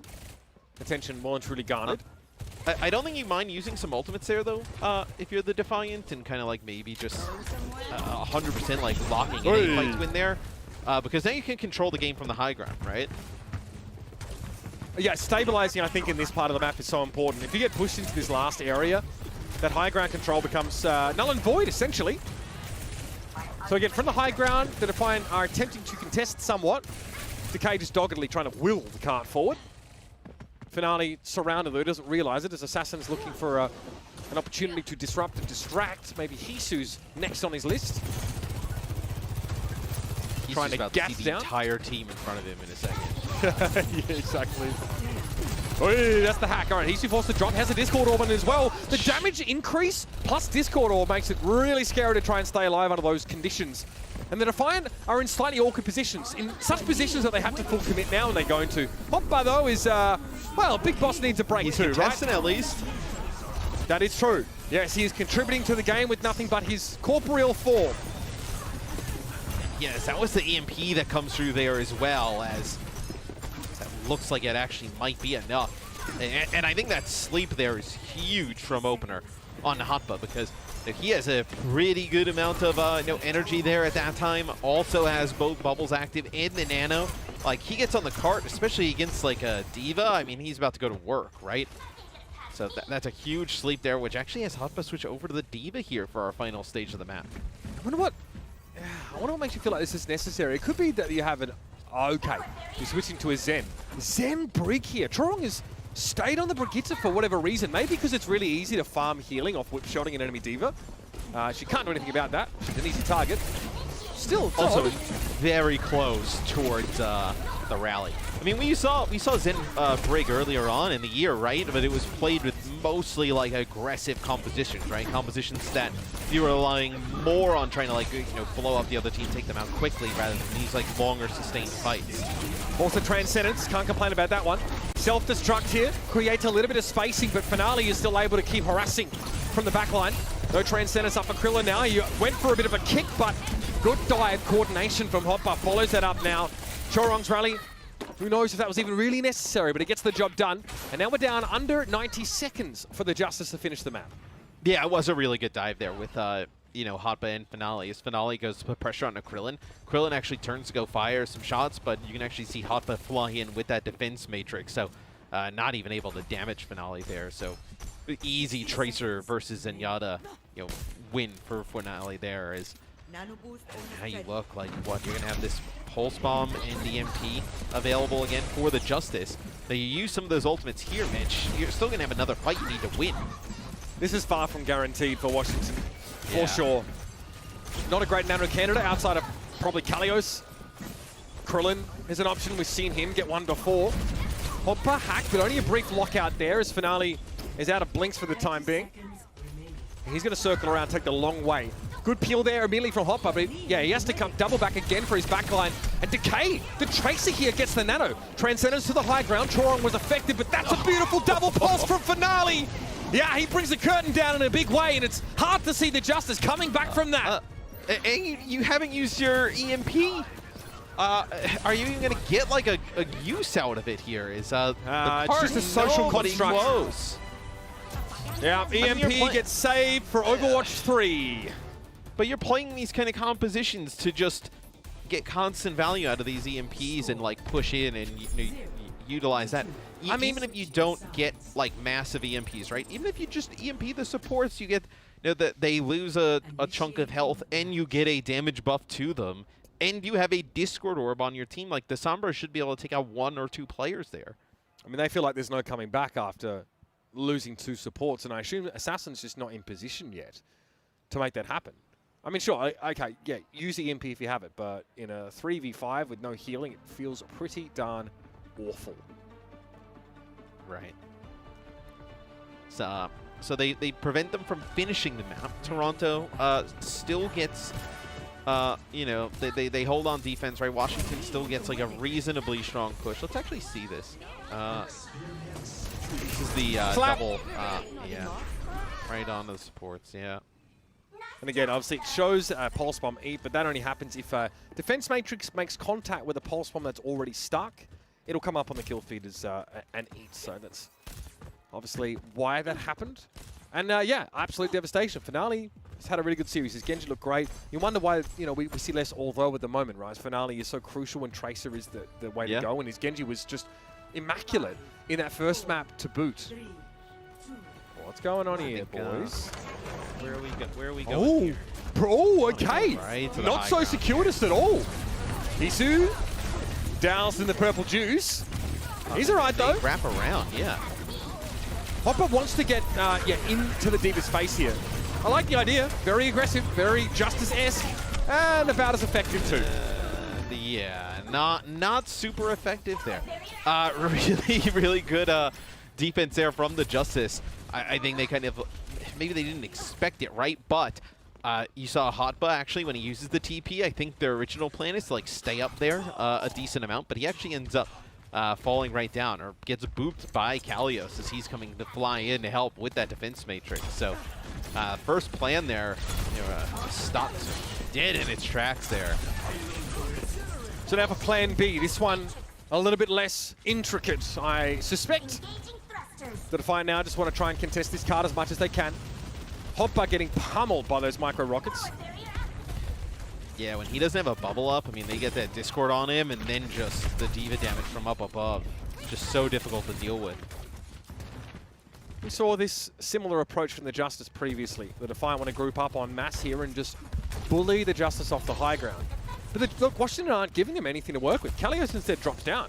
Says, okay, well, if you try and commit, I'll fly up into your backline and Hisu now, I like this staggered approach from Hisu though. He's behind the rest of his team. He has to act quickly, but he can have an unexpected impact in this fight. Just losing Finale kind of sucks. And I think that's why Toronto, they opt to play from up here as Kalios gets really low. He's forced to actually use self-destruct, so he can remech. See if he's going to get back in a mech, which is fortunate. A few times we haven't seen he's not able to do so. Where I thought they were trying to play from that high ground, it's just way easier for Hotba to play from that type of position, right? Like, you know, trying to stay here on the low ground, defend his supports. He's got obviously the Discord on him at times. Just difficult to keep him alive when this dive is so strong from the Justice. Getting good value out of the D.Va as well now. Her ability to traverse between those high and low ground stages has been invaluable now when it comes to contesting the cart, but also being able to double back. The Defiant now look extremely listless as they try and approach, and they're no closer to figuring this out. They do have, I'd say, the necessary ultimates to sort of brute force this, but again, all their careful planning is not really yielding any fruit. Is this Assassin's EMP from the first round that he's got now, or is this? Yeah. Hold on, Oh, okay. You keep 30% of your ult charge from the previous round as well. Yeah. For sure. Unintended patch note. I love that. Love that. You open a little bit too slow to get off the high ground, but Decay wins the 1v1 again. Still, the Grav is able to yield. It's such an important pick there on the Ana. There is a Transcendence here for Krillin, but there's just no good use for it here. Stalling the car as they are, though, gives a great chance for the Justice to have another fight. Yeah, I mean, they should definitely have another fight, and they have the EMP Transcendence for this next fight. So, yeah, really good hold here from the Justice at the start. Kind of a little bit, I don't want to say out of nowhere, right? But with how they've looked with this comp at times, and with how the series was going, I definitely think you could have saw Toronto coming in and just kind of like ending it here, right? Where the Justice in a really good position to force another in. He's in! Gotta be a Transcendence there. Yep, force it early. It will still get some value, though, for the Justice, even though it can't be used at the time. Oh, okay! EMP still goes off, but Hisu cuts Assassin's life perilously short. Sleep Dart there from Opener. Unclear if it was meant for Hisu. Either way, it does not connect. And the Defiant, they're well and truly on the road now. Yeah, I think now is the time, though, that you really worry if you're the Justice. You did a really good job holding here. You cannot allow this to kind of snowball through this second part of the map. You have to get a fight win or two here, just kind of deplete more clock. You cannot give Toronto an easy fight at the end. Assassin's going for an EMP there. He still Great gets it off, connection. Yeah, 4 people get caught by that one, so we sort of questioned about when he'd use it and whether it would be worthwhile. It was, but it's a Transcendence being forced so early by Finale that probably hurts the Justice more than anything. You have Decay here just kind of contest, right? You can still kind of hold that high ground with the D.Va. And there's no way for the Defiant to contest that, right? I mean, you're not playing Genji, you're not playing a D.Va of your own. You know, as soon as Decay gets low and kind of forced away. Oh my! What? I mean, Finale, it looked like they were both. I don't think he actually expected him to be there. I think they were actually just both making a beeline for the Mega Health Pack. I think they were both low and both like out of like recall and blinks and whatnot. Just ended up walking right into each other. I didn't even see him bloody slap Finale there. That was lightning fast from Decay. Jump scare probably for Decay. Absolutely. Probably part and parcel of being a Tracer player, if I'm honest with you. Always materializing in random locations. Good disruptor shot there, but not good times for the backline of the Justice here. Losing Cool and an Opener. Things go from bad to worse. The card is still moving. Apropos of absolutely nothing. So much space. And, I mean, there wasn't really even like an intent here. Is Kalios going to get on? He's not going to get the contest. The cart's going to go in, and he's going to lose his mech. So when I was talking about like the Justice, they need a fight win there, right? I mean, they do not get one, and they ended in like one of the worst possible fashions. You know, the payload's not going to make it like to the golden box of victory, though. But look at this. I mean, you're going to be able to get your tank on the high ground. You're going to be able to control all these positions, and you're still waiting for Kalios to get back. It's actually crazy how many Apex finals get decided with the card having to get to that point on this map. I don't know why. It's just been a thing. Think back to Runaways. Huge Apex win. This was their goal as well, where that red box of victory is. Decay, pardon, no recall available. It might have been waiting on a blink as well. Not good looks. This is very sloppy. Sloppy! EMP, though, available. This is the one. Yeah, and Assassin How does he catch everybody in this web of deceit? Oy, okay, body shot. Oh no! Twilight guns him down.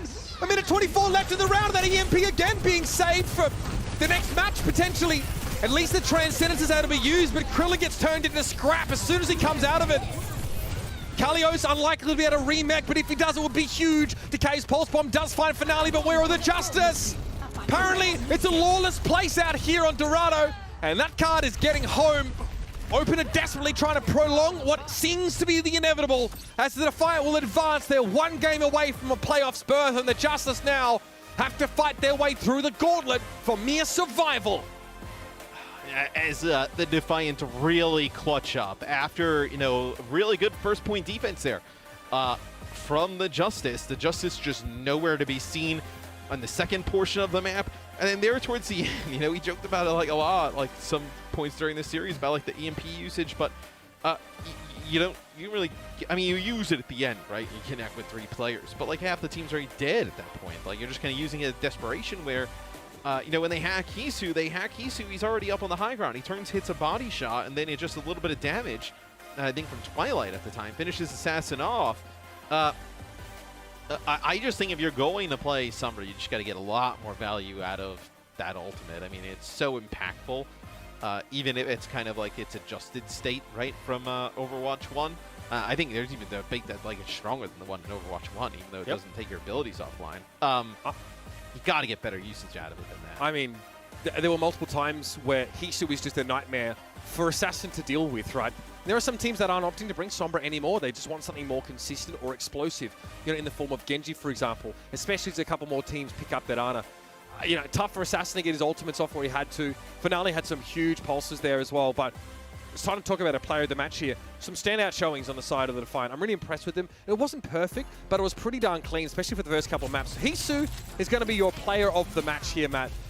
Such important takedowns on this Sojourn. Sojourn, I think, is pretty evident. She's very powerful. Her floor is very sort of low, and her ceiling is unbelievably high. So when you see Overwatch players like Hisu, bring her into the fold, she has a huge impact over the game. And it's just the timely kills that come in from Hisu, right?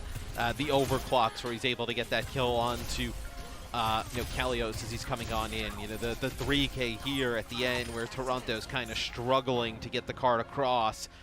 Just at the big moments, it seemed like Hisu always clutched up. And I love this from Hisu, and on a personal note, I hope that he gets more of an appetite for being flashy, because I think he's got the ability to sort of back that up. And there are moments in this series when we got to see that, because even from the very beginning, he was just absolutely dominating. As far as statistics go, a very solid, very higher end of the benchmark Sojourn performance. Again, sometimes there are impactful eliminations on the Sojourn, sometimes less so. Hisu really starting off these fights in a big way. And you'll notice a lot of Sojourn players, they stay at 100 charge and they don't do anything until their Baptiste throws up that window, and then it's an insta body shot kill. That's pretty powerful whenever you have that insta elimination potential, and player advantage in Overwatch 2 means a heck of a lot more than it ever has done. So Hisu absolutely doing his job. I'm very impressed with Finale as well on this team. This team is gelling really nicely, and we're getting to see a bit more of their own style. Very quickly, Matt, the Washington Justice, they've got to shore some things up going forward. Well, yes, but I mean, if you saw the first match, I think like Boston was not good at all. Where I think you're looking at that matchup, right? I think the Justice, you would kind of have to have them down. I mean, both get 3-0'd, right? But just in the fashion that it happens, I think you'd have to say the Justice today, at the moment, are the current favorite. I'm more interested in what in the world happens in Defiant versus Mayhem. I think Mayhem's Mayhem looks awesome right now. Like Hydron has been playing on another level, but like that Hydron Hisu matchup is going to be sick, right? I think that could be a really back and forth close game for that spot. Yeah, that's an exciting one. And with the winner, of course, advancing to playoffs, there's never been more on the line for these two franchises. We're going to go to a quick break, ladies and gentlemen, and when we return, it's going to be an interview with the one, the only, Finale.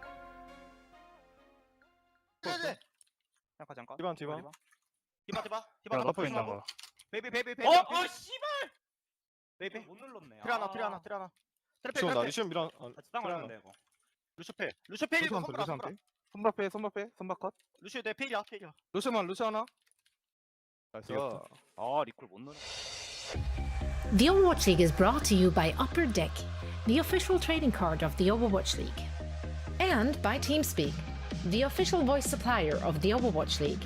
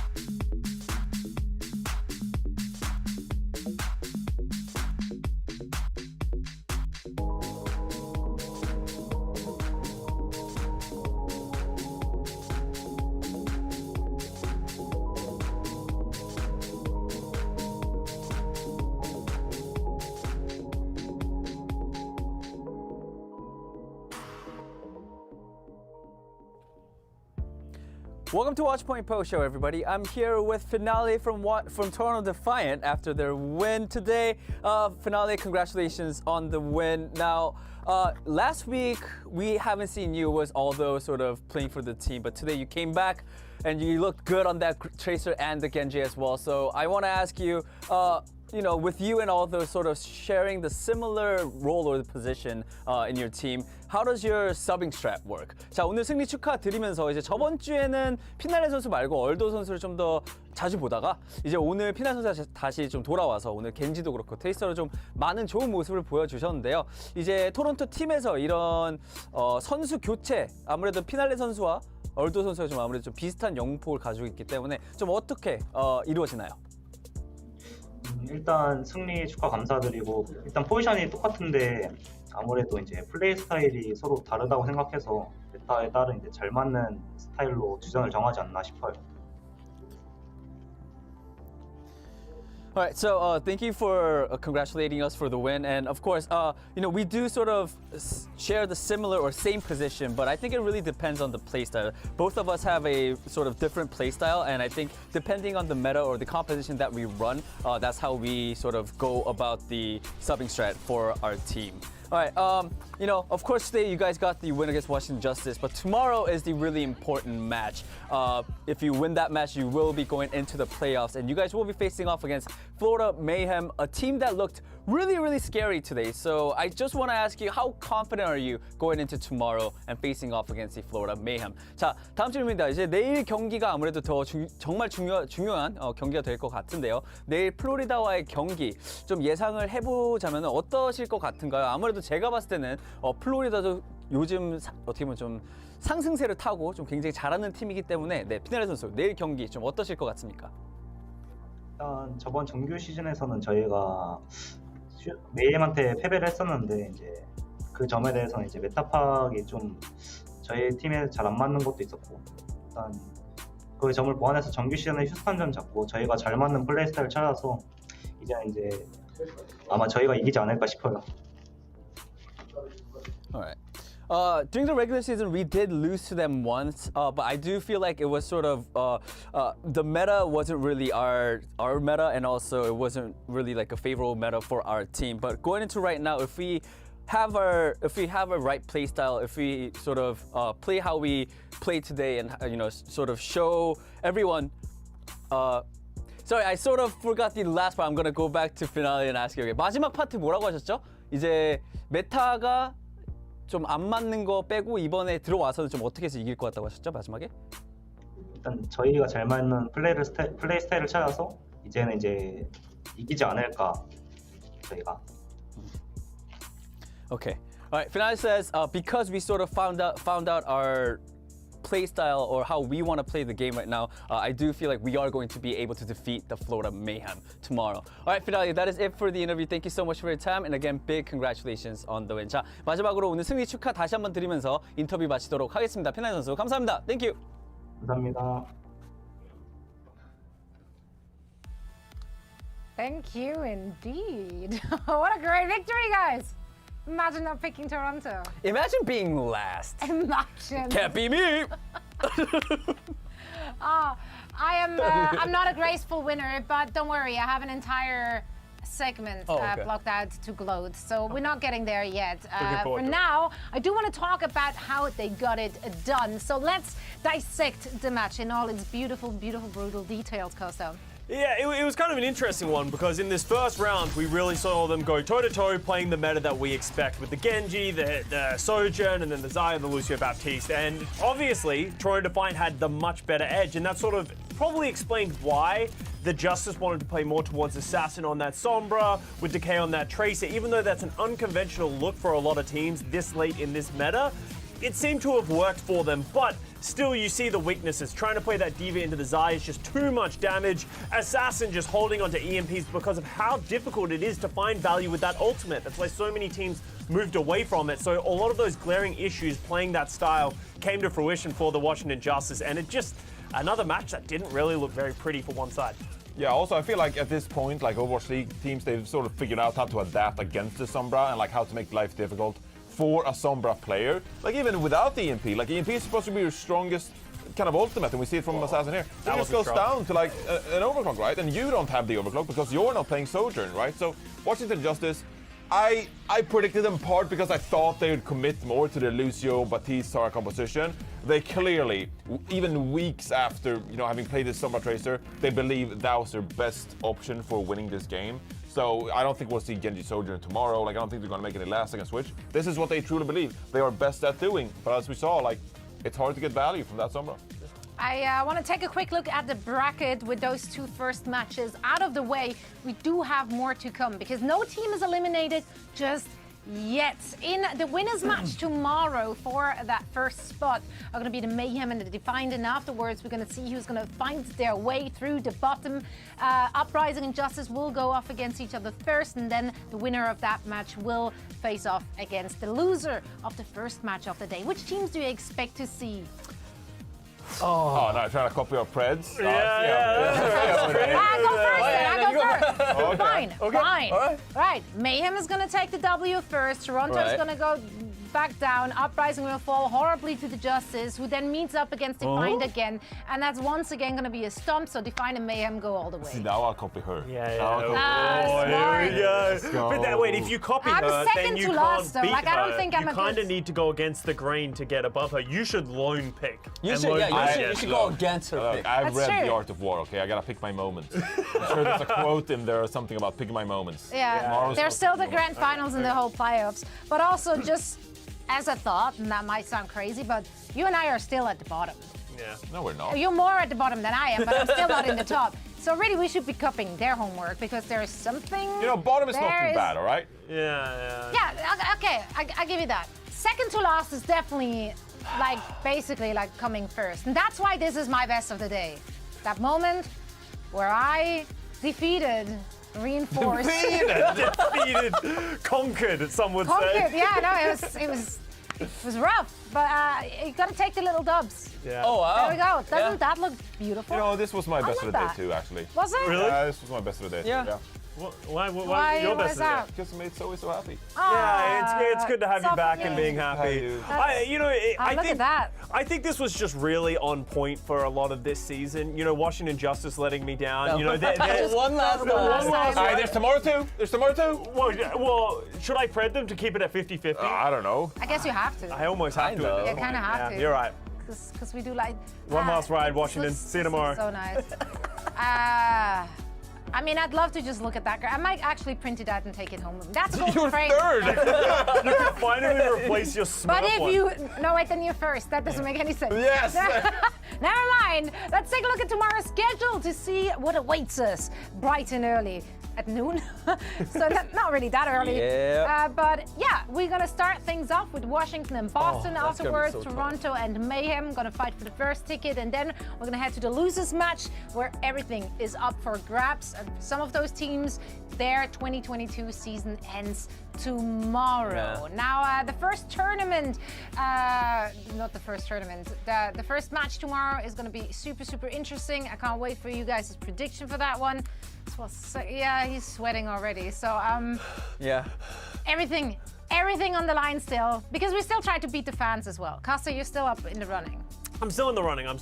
But also, one of these teams is going to get eliminated in their first match as well, which is their True. seasons are going to come to an end, which Yeah. will be sad because both of those teams have had such ups and downs this season. And I hope that makes for an explosive match tomorrow with everything to play for. But before we say goodbye here from the truck, we do have something more for you guys, because the first tournament in the Calling All Heroes initiative is happening this very weekend. Calling All Heroes is putting on a Challenges Cup for the rest of the year with 2 qualifier events. We have qualifier 1 this weekend, and then a second qualifier in November, followed by the main event in December. Registration is ongoing, and interested competitors can sign up and now to participate rather, or fade, whatever you want to do, in the second qualifier actually. The top 4 teams from each qualifier will then advance to the final event in December with $25,000 prize pool up for grabs. Now fans can tune in to qualifier 1 this weekend, beginning actually today already, 6 p.m. PT.